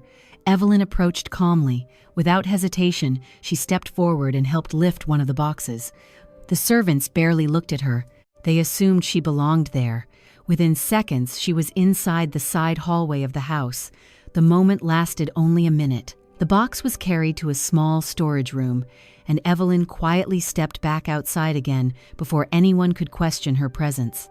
Yet that brief moment changed everything, because she had just proven something to herself. It was possible. A stranger could walk into a wealthy home without force, without deception, and without raising suspicion simply by appearing to belong. Later that evening, she returned to the Victoria Hotel. As she entered the hallway, she noticed Mr. Jones leaning against the railing near the stairwell. He looked at her for a moment, studying the servant's dress she was still wearing. Then he smiled slightly. "Trying something new?" he asked. Evelyn did not answer directly. Instead, she met his gaze with calm composure. "Just learning how the city works." Mr. Jones nodded slowly, as if he had expected exactly that. "Chicago teaches quickly," he said. Then he glanced briefly down the hallway before speaking again. "But the first lesson is always the same." Evelyn waited. Mr. Jones's voice dropped slightly. "Once you step across a certain line, it's very hard to step back." For a moment, neither of them spoke. Evelyn knew exactly what he meant, because that line had already begun to blur. And very soon, she would cross it completely. For several days after testing her disguise, Evelyn did nothing. She continued walking through Chicago exactly as before, observing the streets and the homes of the wealthy neighborhoods she had been studying. To anyone watching her, she was simply another domestic worker moving between errands. But inside her thoughts, something had already shifted. The brief moment when she carried the delivery box into that house had proven an important truth. She could enter. The question that remained was whether she could leave with something no one would notice. Evelyn did not want risk. She understood that a careless mistake could end everything before it had even begun. Chicago was large, but the police were not foolish. If she attracted attention too quickly, the life she had just begun building would collapse. So she waited. She continued watching the same houses she had studied before, slowly learning the patterns of their daily routines. One home in particular began to interest her. It belonged to a wealthy merchant family whose large residence stood along a quiet street lined with similar mansions. The house was elegant but busy. Servants entered and exited throughout the day. Deliveries arrived frequently, and visitors often came for short social calls. That constant movement created confusion, and confusion created opportunity. One afternoon, Evelyn saw something she had been waiting for. A carriage arrived at the front of the house, and several well-dressed guests stepped out, greeted by the family's staff. The arrival of visitors always created distraction. Servants hurried through the house preparing tea and refreshments. Doors opened and closed. Voices echoed through the hallway. Meanwhile, the side entrance remained partially open. Evelyn walked past the house once, calmly, without stopping. Then she turned the corner, waited several minutes, and returned. This time she approached the side door directly. Her servant's dress blended perfectly with the activity of the household. Without hesitation, she stepped inside. No one stopped her. The hallway smelled faintly of polished wood and fresh flowers. Voices drifted from the front rooms where the guests had gathered. Evelyn moved quietly, exactly as she had seen real servants do many times before. She did not rush. Confidence opened doors more easily than speed. As she walked through the corridor, she passed several rooms without pausing. Eventually, she reached a smaller bedroom where the door stood slightly open. Inside, sunlight filtered through lace curtains onto a wooden dresser, and on top of that dresser sat a small jewelry box. Evelyn stood in the doorway for a moment. Her heart beat faster than usual, but her face remained calm. This was the moment. For weeks she had studied the city, the houses, and the people who moved through them. Now she was standing exactly where those observations had led her. She stepped into the room and closed the door gently behind her. The house beyond the walls continued buzzing with activity. Guests laughed in the distant sitting room, while servants moved back and forth carrying trays. No one was paying attention to this quiet bedroom. Evelyn approached the dresser. Her fingers hesitated for only a second before lifting the lid of the jewelry box. Inside were several small pieces of jewelry, rings, brooches, and a delicate bracelet that caught the light softly. She did not take everything. That would have been foolish. Instead, she selected a single ring and slipped it into her pocket. Then, she closed the box exactly as she had found it. The entire moment lasted less than 30 seconds. When she stepped back into the hallway, nothing had changed. The guests were still laughing. Servants were still moving through the house. No one looked at her twice as she walked calmly toward the side door and stepped back onto the quiet street. Only after she had turned the corner did she allow herself to breathe deeply. The ring rested in her pocket. Small, simple, yet it represented something far more significant than its value. It was proof that the life she had been imagining was real, that she could move through the homes of the wealthy without being noticed, that she could take something and leave without anyone realizing what had happened. Later that night, back in her small room at the Victoria Hotel, Evelyn placed the ring on the table beside the window. The city lights flickered outside as carriages rolled through the streets below. She stared at the ring for a long time, not with excitement, not even with guilt, but with quiet understanding, because she knew something important had just happened. The line Mr. Jones had warned her about had finally been crossed. And once crossed, there would be no easy way back. The ring Evelyn had taken from the merchant's house remained on the small table in her room at the Victoria Hotel for several days. She did not sell it. She did not wear it.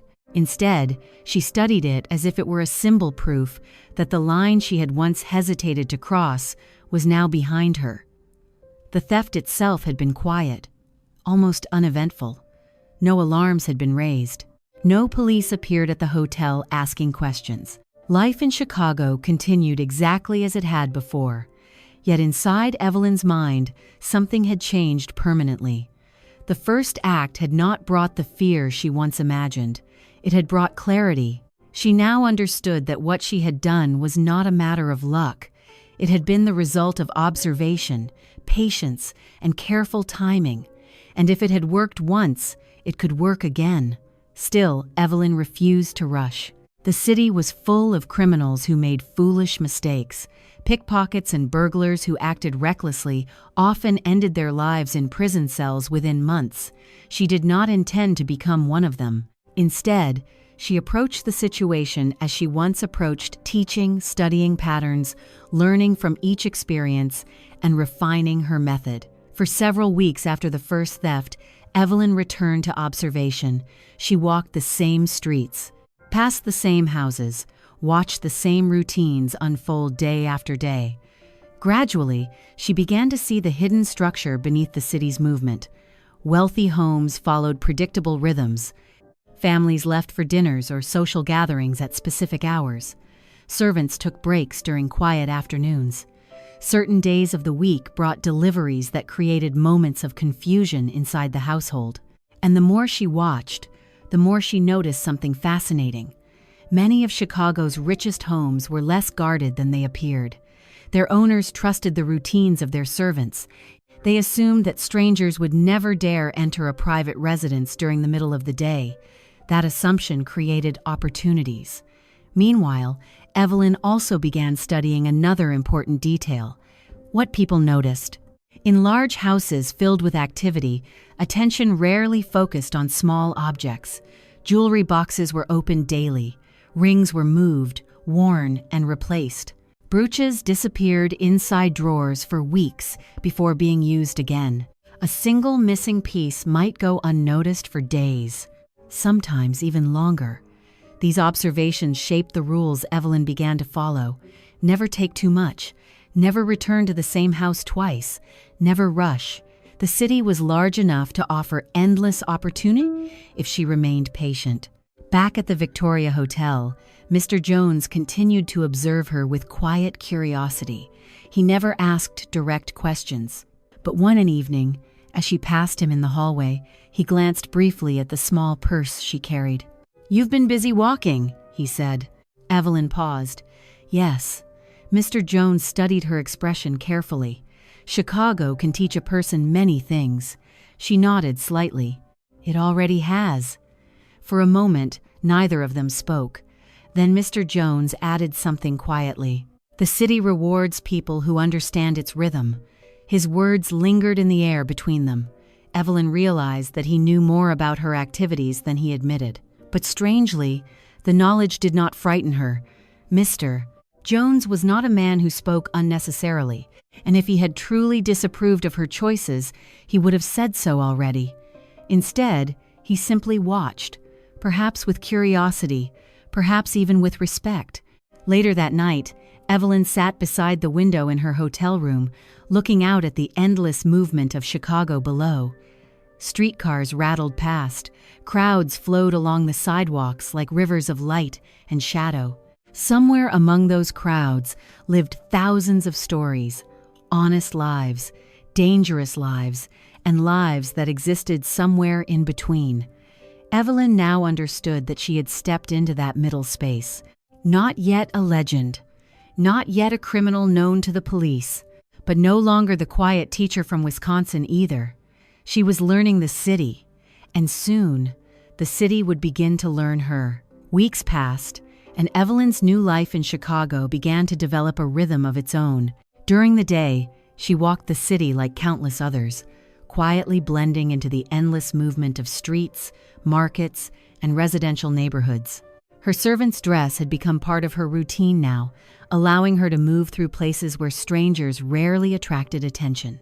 She had learned something important about the wealthy districts of Chicago. They were not protected by locks or guards. They were protected by assumptions.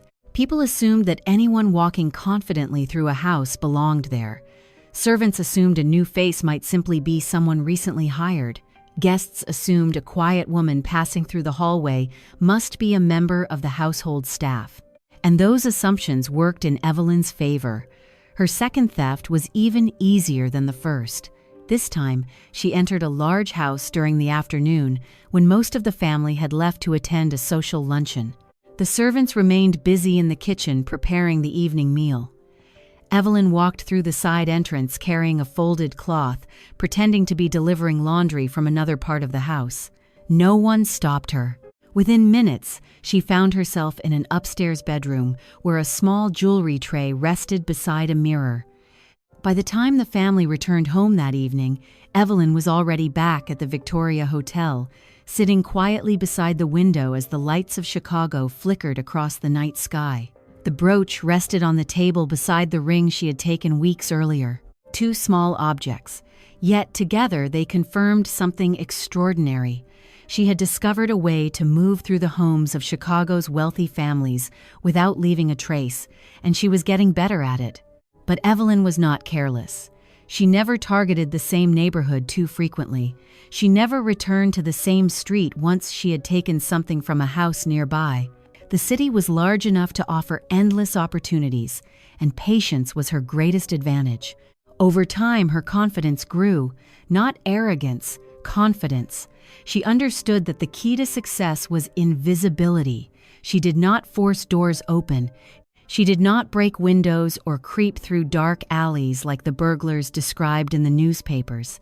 Instead, she walked through front doors and service entrances in the middle of the day, exactly like someone who belonged there. Back at the hotel, Mr. Jones continued to watch her quietly. One evening, she passed him in the lobby while returning from a long walk through the city. He studied her for a moment before speaking. "You've learned quickly." Evelyn stopped. "Learned what, Mr.?" Jones gave a faint smile. "How to move through places without being seen." His tone carried no accusation, only recognition. Evelyn did not deny it. Instead, she asked a question of her own. "How did you know, Mr.?" Jones leaned casually against the railing. "Because you walk like someone who understands the city now." He glanced briefly toward the front door where guests were entering from the street. "Most people in Chicago are either hunters or prey," he added quietly, "and the difference is often very small." Evelyn considered his words carefully. For a long time, she had felt like someone drifting through the world, uncertain of where she truly belonged. But now she felt something different. Purpose. Not a noble purpose. Not the kind celebrated in polite society, but a clear understanding of the path she had chosen. Night after night, as she sat by the window of her small hotel room, she studied the items she had collected. Rings, brooches, small pieces of jewelry taken carefully from different homes across the city. Each object represented a moment when she had stepped quietly into another person's world and left without being noticed. And somewhere within Chicago, whispers were beginning to spread. Families noticed small valuables disappearing from their homes. Servants insisted that no strangers had entered. Police reports described the incidents as mysterious burglaries. At first, no one believed the crimes were connected. But soon, someone would begin to realize that a single person might be responsible. A thief who did not break doors. A thief who did not hide in darkness. A thief who walked directly into the homes of the wealthy, as if she belonged there. And when the newspapers eventually learned about those strange thefts, they would give that unseen figure a name that would echo across Chicago: the Vampire Queen. By the time Evelyn had taken her fifth piece of jewelry, The pattern had begun to spread quietly through Chicago's wealthy neighborhoods. At first, no one connected the incidents. One family noticed a missing ring that had been left in a jewelry box upstairs. Another household discovered that a small brooch had disappeared from a dressing table. In a third home, a gold bracelet could no longer be found after a luncheon gathering. Each incident seemed minor. Jewelry was often misplaced. Servants moved objects while cleaning rooms. Guests occasionally borrowed items without remembering to return them. For weeks, most families assumed the missing pieces would simply reappear, but they didn't. And slowly, whispers began to move through Chicago society. At dinner tables and afternoon tea gatherings, quiet conversations started forming. Something strange is happening. Another house on Prairie Avenue lost a ring. They say no one broke in, no one saw anything. The most unsettling detail remained the same in every story. There were no signs of forced entry. Doors had not been broken. Windows remained locked. Servants swore that no strangers had entered the houses. Yet valuables continued to vanish. Meanwhile, Evelyn continued her routine exactly as before. She walked through the city in the same calm manner, choosing her targets carefully and taking only small items that might not be noticed immediately.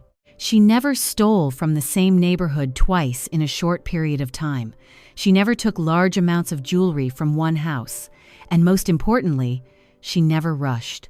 Patience had become her greatest weapon. In her room at the Victoria Hotel, the collection on her small table slowly grew. Rings, brooches, bracelets, each piece carefully wrapped and hidden in a small pouch. She did not display them. She did not wear them. They were simply evidence of something she had discovered about herself. A strange skill, a quiet ability to move through the guarded spaces of the wealthy without leaving a trace. Even Mr. Jones, who had been watching her quietly for weeks, seemed impressed. One evening, he found her standing near the hotel entrance, observing the movement of the street outside. "You look comfortable here now," he said. Evelyn turned slightly. "I suppose I am, Mr." Jones nodded toward the busy avenue where streetcars rattled past beneath the evening lights. "Chicago does that to people," he said. "It changes them." Evelyn considered his words. "Do you think people choose to change?" she asked, "or does the city do it for them?" Mr. Jones smiled faintly. "I think the city simply reveals what was already there." The answer lingered in Evelyn's thoughts long after the conversation ended. Perhaps he was right. Perhaps the person she had become had always existed somewhere beneath the surface of the quiet teacher she once was. Chicago had merely given that hidden part of her a chance to emerge. But while Evelyn moved through the city unnoticed, others were beginning to pay attention. Servants started discussing the strange disappearances among themselves. Some insisted that one of their own must be responsible. Others whispered about something more mysterious. A thief who could enter houses without being seen. A person who appeared and disappeared like a ghost. Soon, even the Chicago police began receiving reports. At first, the officers dismissed the complaints. Missing jewelry was not unusual in a large city. But as the number of reports increased, the pattern became harder to ignore.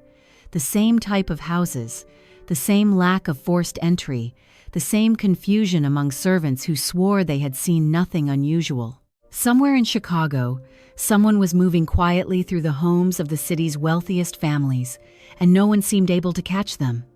For Evelyn, the growing whispers brought a strange satisfaction, not pride, not arrogance, but the quiet awareness that she had mastered something others believed impossible.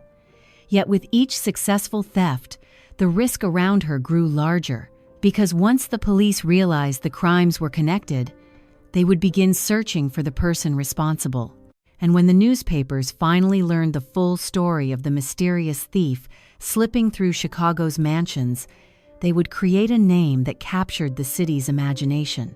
A name both dramatic and terrifying, the Vampire Queen of Chicago. By the time winter began settling over Chicago, the quiet mystery that had started with a few missing rings had grown into something far more troubling. Reports were arriving from different parts of the city, Another brooch missing from a dressing table, a bracelet gone from a jewelry case, a gold ring that had disappeared from a bedside drawer. At first, the police had dismissed these cases as simple misunderstandings. Wealthy families often misplaced valuables, and servants were frequently blamed when objects could not be found. But the details of the reports were beginning to look strangely similar. Every incident involved wealthy homes. Every theft occurred during daylight hours. And in every case, there was no sign of forced entry. Doors had not been broken. Windows had not been opened. No one remembered seeing a stranger in the house. To the detectives reviewing the reports, the pattern was unsettling. It suggested something unusual. Someone was entering these homes in plain sight. Meanwhile, across the city, Evelyn continued her life with careful discipline. She never targeted houses in the same area too often. She never returned to neighborhoods where something had recently gone missing. Each theft was separated by days, sometimes weeks. The city was large enough to offer endless opportunities if she remained patient, and patience had always been one of her strengths. By now, she had learned exactly how wealthy households functioned. She understood when servants were busiest, when families left for social gatherings, and when visitors created moments of confusion inside the house. Most importantly, she had perfected the art of looking ordinary. Her servant's dress had become her uniform. She moved with the quiet efficiency of someone who belonged to the invisible workforce that kept Chicago's homes running smoothly. When she entered a house, no one questioned her presence. They assumed she was simply another servant. The thefts themselves remained small: a ring, a bracelet, occasionally a brooch, never enough to cause immediate alarm. But the number of incidents was growing, and eventually, the story reached someone who understood the power of mystery: a newspaper reporter. The reporter had heard rumors from several households where jewelry had vanished without explanation. Intrigued, he began asking questions among servants and local police officers. The more he learned, the more fascinating the story became. A thief who never broke doors, a thief who never appeared in the night, a thief who seemed to move through homes like a shadow during the day. When the reporter finally published the article, the headline caught the city's attention immediately. He described the unknown criminal as someone who drained valuables from Chicago's finest homes without leaving a trace. And in the dramatic style of the newspapers of that era, he gave the mysterious thief a name: the Vampire of the Mansions. Within days, the nickname spread across the city. Readers repeated it with fascination. Some newspapers changed it slightly, calling the mysterious figure the Vampire Queen. The idea captured the imagination of Chicago. A criminal who slipped silently into wealthy homes, took small treasures, and vanished before anyone realized what had happened. It sounded almost supernatural. For the families affected, the nickname was unsettling. For the police, it was embarrassing. And for Evelyn, reading the headline in her small room at the Victoria Hotel, the moment brought something unexpected. She smiled. Not out of pride, but because she realized something remarkable. The city was talking about her. Yet no one had any idea who she was. To the newspapers, the thief was nothing more than a ghost moving through Chicago's grand houses. But the truth was far stranger. The mysterious criminal frightening wealthy families across the city was not a hardened burglar or a professional criminal. She was a woman who had once taught children in a quiet schoolhouse in Wisconsin. A woman who had once been welcomed into the very society she was now quietly stealing from. And as the nickname Vampire Queen spread across Chicago, Evelyn understood that her quiet, secret life had begun turning into something far larger than she had ever imagined. Soon, the police would become far more serious about catching her, and when they did, the quiet game she had been playing would become far more dangerous. The headlines spread through Chicago faster than anyone expected. Within a few days, several newspapers began repeating the strange nickname that had first appeared in the small article: the Vampire Queen. Readers were fascinated by the idea. The city was already familiar with stories of criminals and gang activity, but this case felt different. The mysterious thief was not breaking doors in the night or robbing banks with weapons.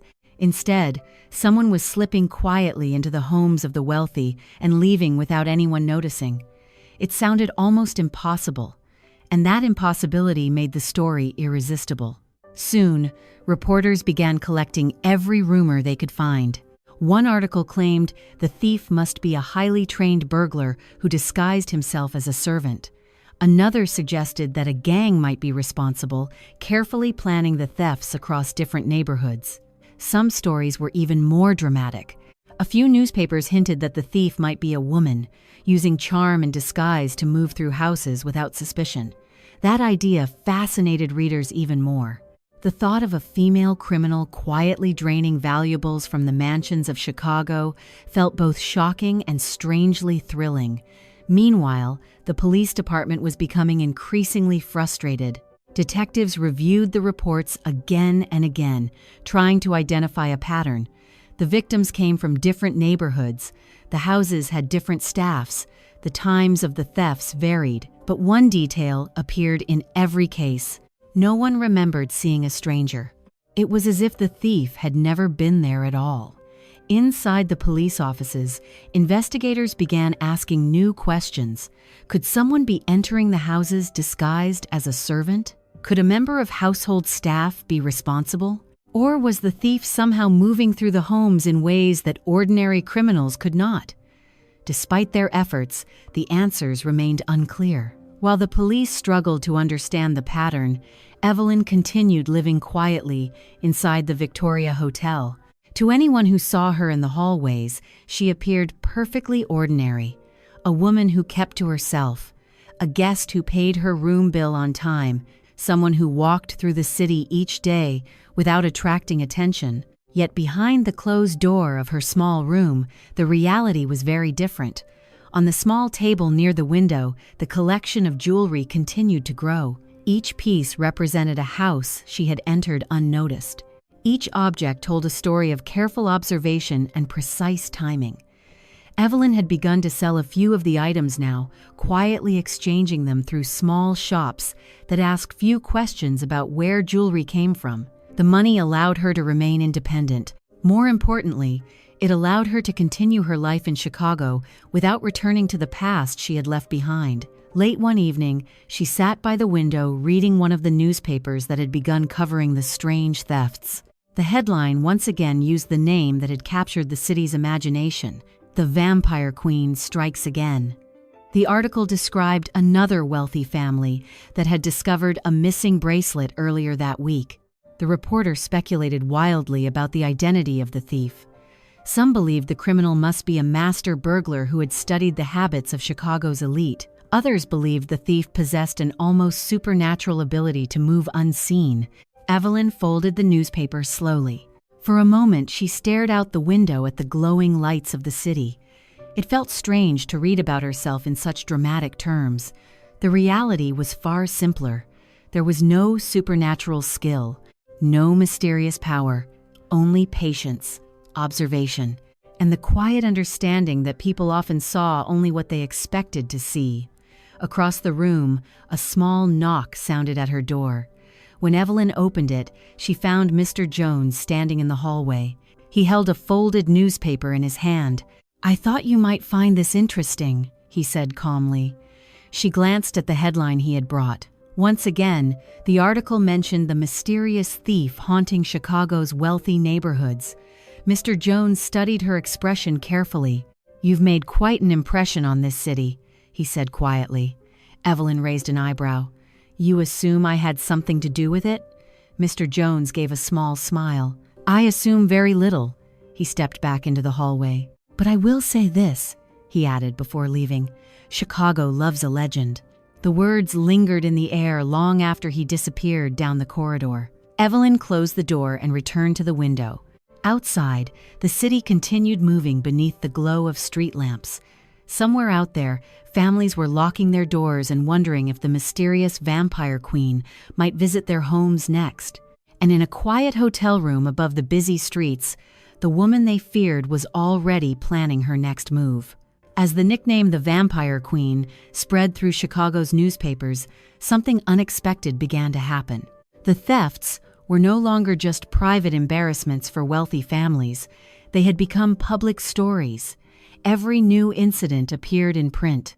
Reporters described the mysterious criminal with increasing drama, portraying the unseen thief as a phantom moving silently through the city's most elegant homes.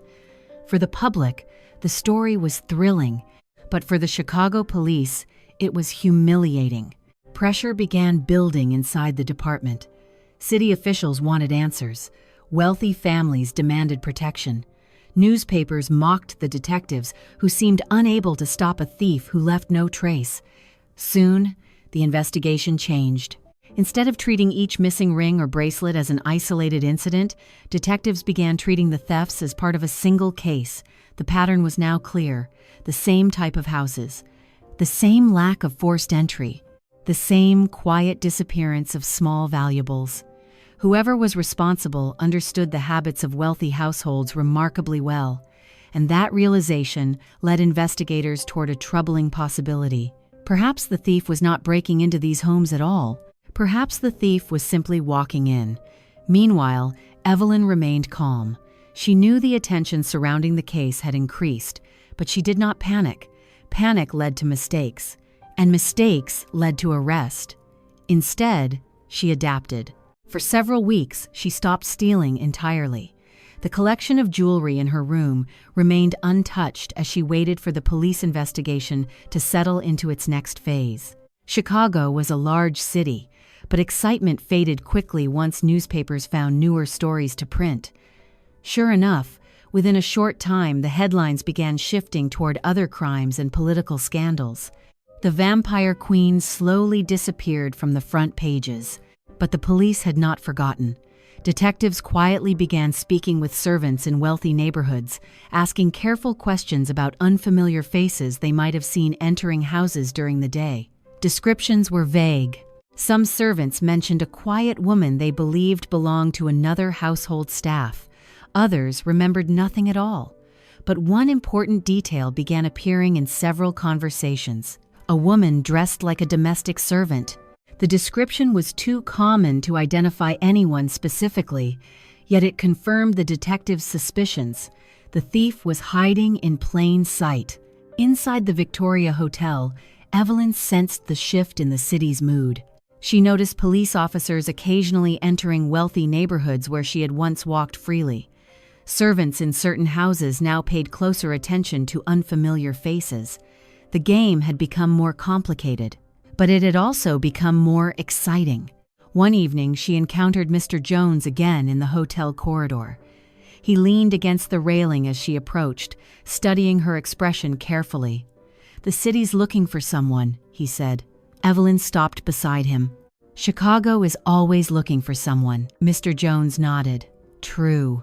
He glanced toward the window where distant streetlights flickered across the dark skyline.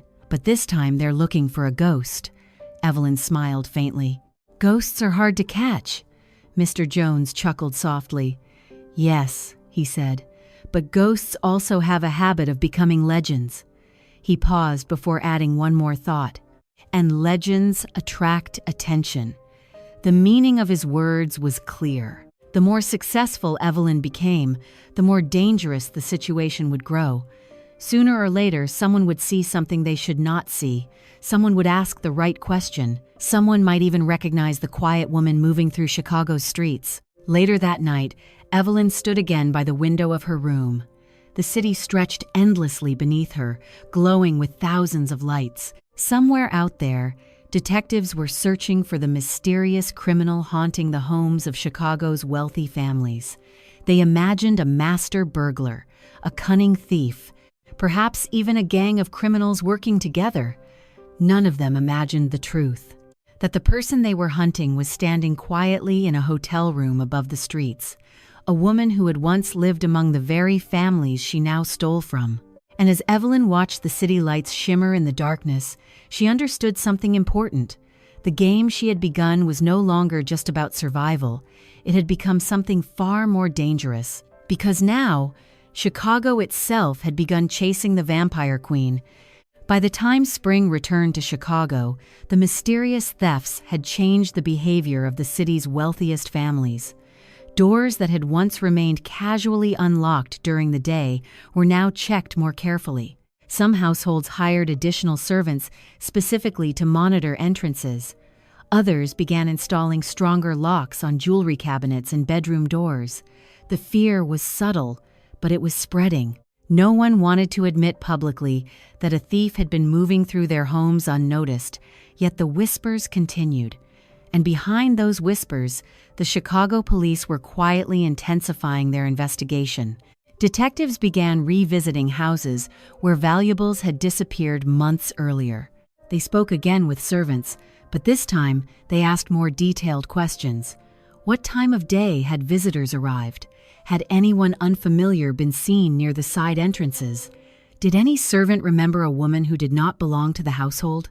Most answers remained uncertain. Servants were used to seeing unfamiliar faces, delivery workers, visiting maids, cleaners sent from other houses. It was easy for someone to appear briefly and leave without attracting attention. But one small detail began appearing again and again: a woman in a plain servant's dress. The description was frustratingly vague. It could apply to hundreds of women working throughout the city. Yet, the detectives began to suspect something important. The thief was likely female. The idea was unusual, but it explained many details. A woman dressed as a domestic worker would move through wealthy homes far more easily than a man. Servants might assume she belonged to another part of the household staff. Guests would pay little attention to her presence. And, most importantly, a woman was the last person anyone would suspect of being a professional thief. Meanwhile, Evelyn sensed that the atmosphere in the city had changed. She noticed the difference during her walks through the wealthy districts.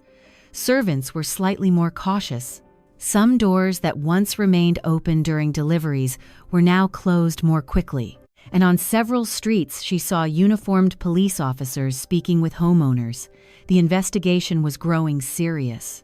For the first time since arriving in Chicago, Evelyn realized the risk around her had become real. But instead of frightening her, the danger sharpened her focus. She had always known the game could not continue forever. Every successful theft increased the chances of being discovered. Sooner or later, the police would come close enough to see the truth. But Evelyn had one advantage. She had never behaved like the criminals the police were searching for. There were no forced entries, no stolen safes, no witnesses who could describe her clearly, only a series of small disappearances scattered across the city. To the detectives, the pattern looked like the work of someone careful and disciplined, and they were right. Back at the Victoria Hotel, even Mr. Jones seemed to sense the growing tension. One evening, he stopped her near the staircase, speaking quietly. "The city's getting nervous," he said. Evelyn leaned lightly against the railing. "Cities are always nervous," Mr. Jones shook his head. "Not like this." He paused before continuing. "They're starting to believe the stories." "The stories?" "About the vampire queen." Evelyn smiled faintly. "Newspapers need something to sell." Mr. Jones studied her expression carefully. "Maybe?" Then he added something quietly. "But legends have a habit of ending badly." The warning was gentle, not threatening, yet Evelyn understood what he meant. The more attention the story received, the more determined the police would become. Sooner or later, someone might connect the clues. Someone might notice a pattern in the neighborhoods she visited. Someone might remember the quiet woman moving through houses during the day. Later that night, Evelyn stood by her window once again. The city lights shimmered across the dark streets below, just as they had every night since she arrived. Chicago was still vast, still full of strangers, still full of opportunities. But now the city was also watching, and somewhere out there, detectives were slowly closing the distance between themselves and the mysterious thief they had begun to hunt. For the first time, Evelyn understood something clearly. Her freedom depended on staying one step ahead, because once the police came close enough to recognize her, the legend of the Vampire Queen of Chicago would face its final test. By the time the investigation began tightening across Chicago, Evelyn had already learned an important rule: when attention grows too strong, you disappear. For nearly a month, she stopped entirely. No visits to wealthy houses, no quiet walks through servant entrances, no careful observations of routines or open doors. Instead, she lived quietly inside the Victoria Hotel, stepping outside only for ordinary errands that would not attract notice. To the people who saw her each day, nothing appeared unusual. She was simply another guest who spent most of her time reading newspapers, walking through the city, or sitting quietly by the window of her small room. But the city itself was restless. Newspapers continued discussing the mysterious thief who had been haunting Chicago's wealthy neighborhoods. Even though the thefts had temporarily stopped, the nickname Vampire Queen refused to disappear. Some reporters claimed the criminal had fled the city. Others believed the thief was still in Chicago, waiting for the right moment to strike again. Meanwhile, detectives continued their quiet investigation. They visited pawn shops, asking about unusual jewelry sales. They spoke with hotel owners, boarding houses, and shopkeepers who might have seen strangers moving through wealthy neighborhoods. For weeks, nothing appeared. Then one afternoon, something almost went wrong. Evelyn had decided to take a long walk through a district she had not visited in some time. The streets were familiar, lined with large houses belonging to families she had once studied carefully. She had no intention of entering any of them. She simply wanted to observe the changes. As she walked along the sidewalk, she noticed a carriage stopped in front of one of the homes. 2 police officers stood near the front gate, speaking with the owner of the house. Evelyn slowed slightly but continued walking. From a distance, she could hear fragments of the conversation. Another missing ring. Same pattern as the others. A woman seen near the house last month. For a brief moment, her heart began to beat faster. The officers were discussing her. They were closer than she had realized.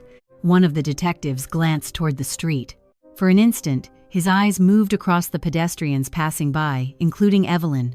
She kept walking, her posture calm, her pace steady. The worst thing a person could do in such a moment was react. People only noticed those who behaved strangely. So Evelyn did exactly what she had learned to do best. She looked like she belonged there. A quiet woman passing through the neighborhood on an ordinary afternoon. Nothing more. The detective's gaze lingered for a second. Then he turned back toward the homeowner. Evelyn continued walking until she reached the corner of the street. Only after turning onto another avenue did she allow herself to breathe normally again. It had been close. Closer than anything she had experienced since arriving in Chicago.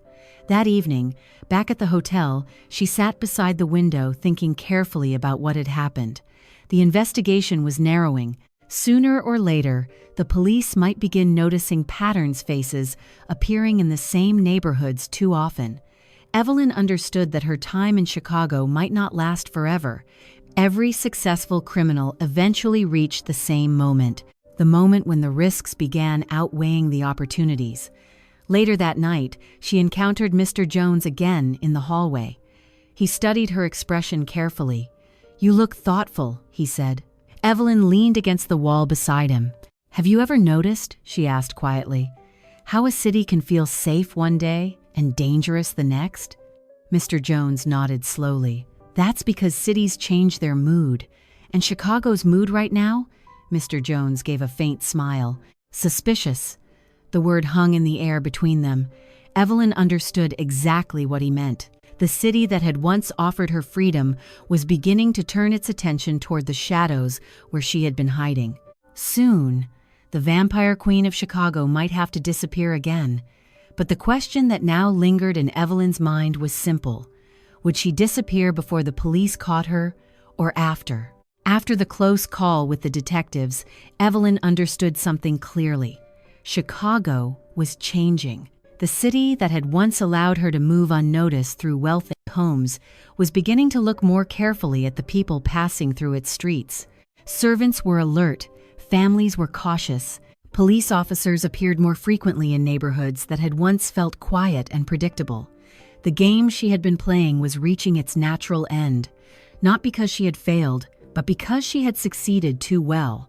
The legend of the Vampire Queen had grown large enough that the city could no longer ignore it. For several nights, Evelyn sat beside the window of her room in the Victoria Hotel, watching the movement of the streets below and thinking carefully about her next step.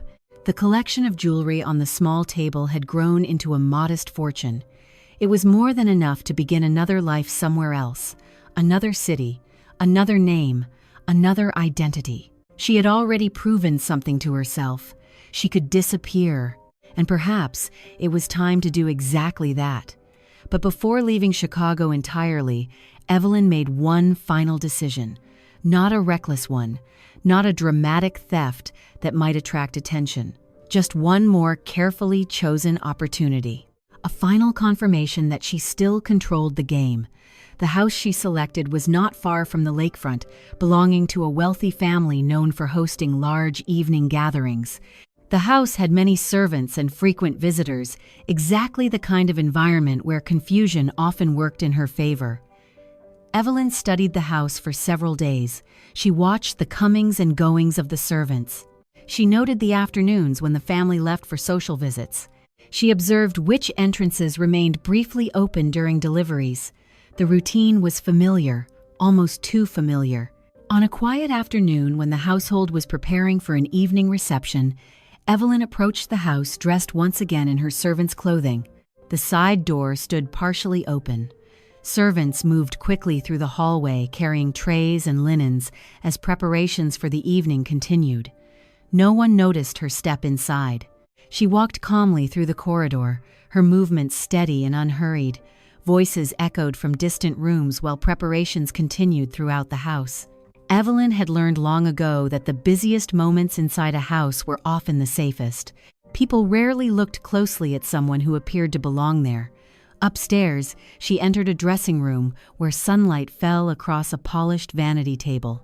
On the surface sat a small tray holding several pieces of jewelry that had likely been selected for the evening's event. Evelyn studied them briefly. A bracelet, a ring, and a delicate necklace that caught the light softly as she lifted it. She hesitated only a moment before placing the necklace inside her pocket. Then she left the room exactly as she had entered, quietly, without hurry. Within minutes, she was back on the street, walking away from the house as if she had never been there at all.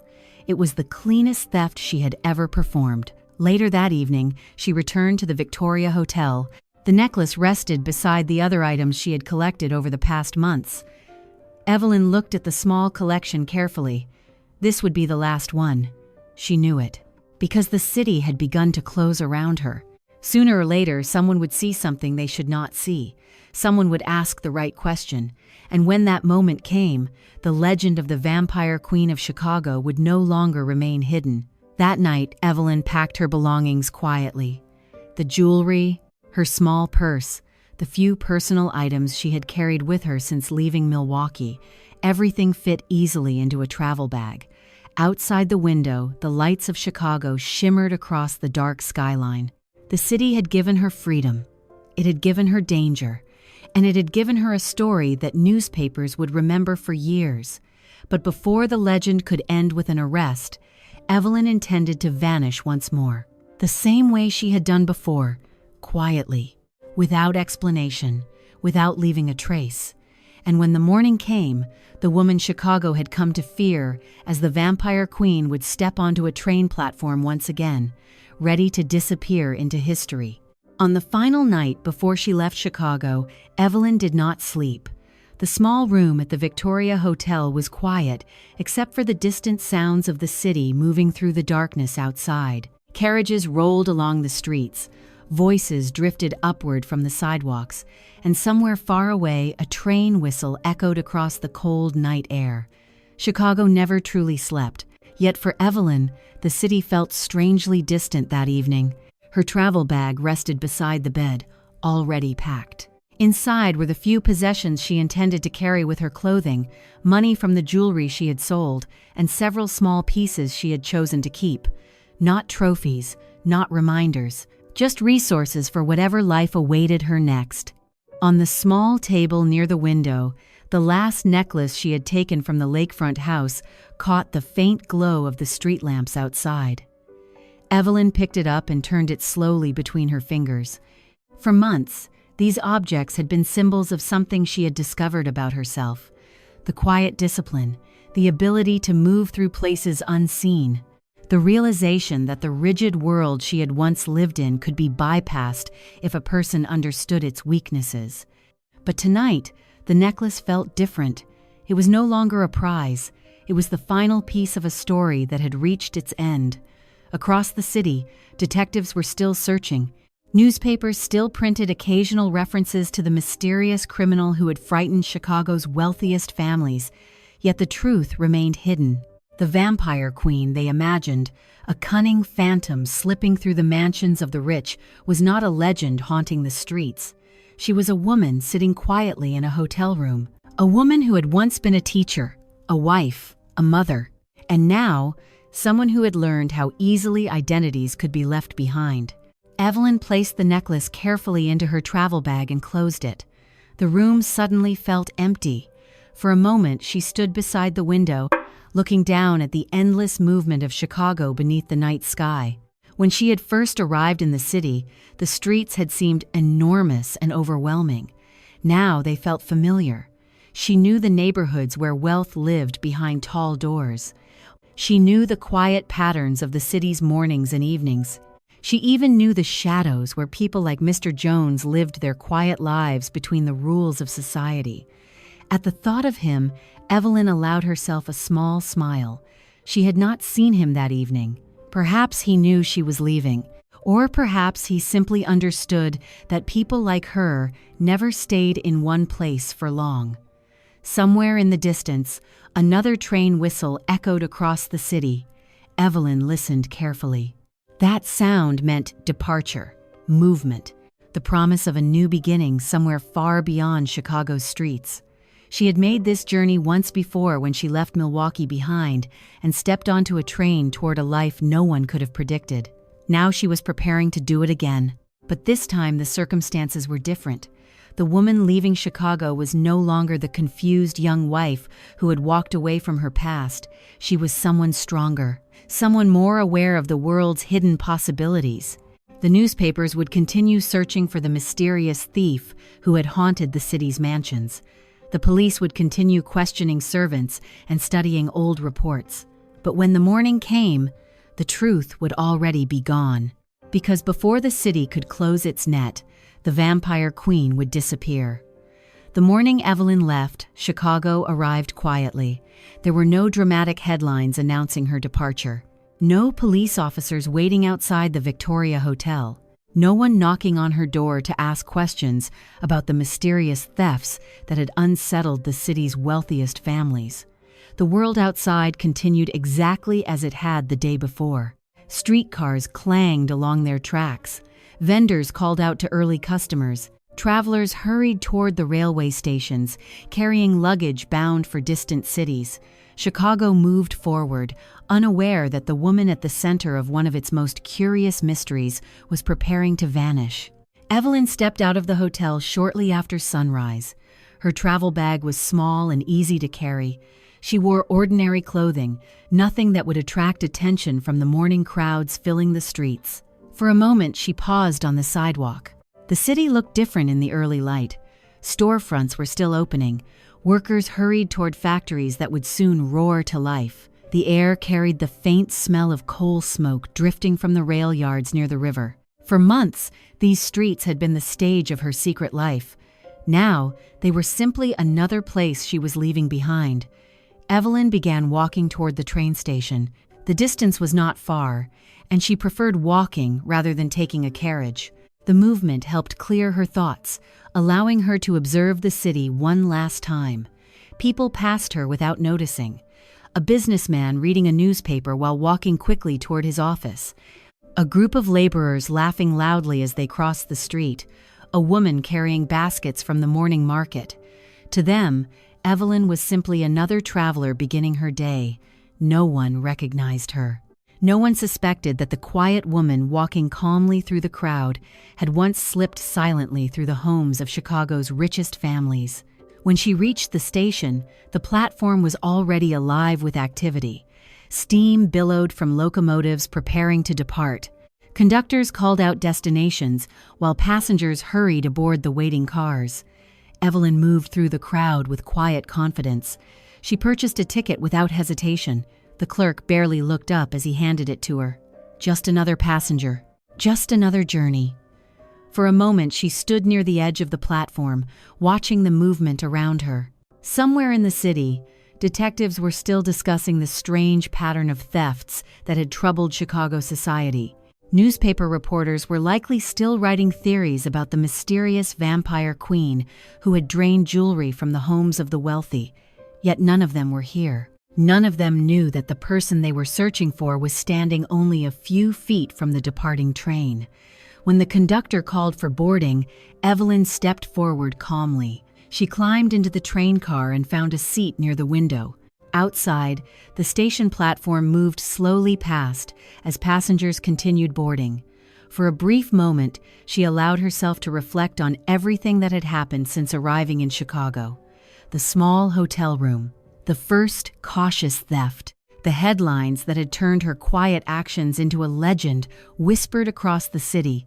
It had all happened so quickly. Yet it had also revealed something important. Evelyn had discovered that a person could reinvent themselves completely if they were willing to leave the past behind. The train whistle sounded sharply. Moments later, the locomotive began to move. Slowly at first, then faster as the station slipped away behind them. Through the window, Evelyn watched Chicago fade into the distance. The buildings grew smaller. The smoke from the factories blended into the gray sky. And with each mile, the train carried her farther away from the city that had unknowingly created the legend of the Vampire Queen. Some people would later claim they saw her again, a woman resembling Evelyn appearing briefly in another city under a different name. Others believed she had disappeared completely, starting a new life somewhere far beyond the reach of Chicago's detectives. The truth was never confirmed. What remained behind were only the stories. Stories of a mysterious thief who moved through Chicago's mansions like a ghost.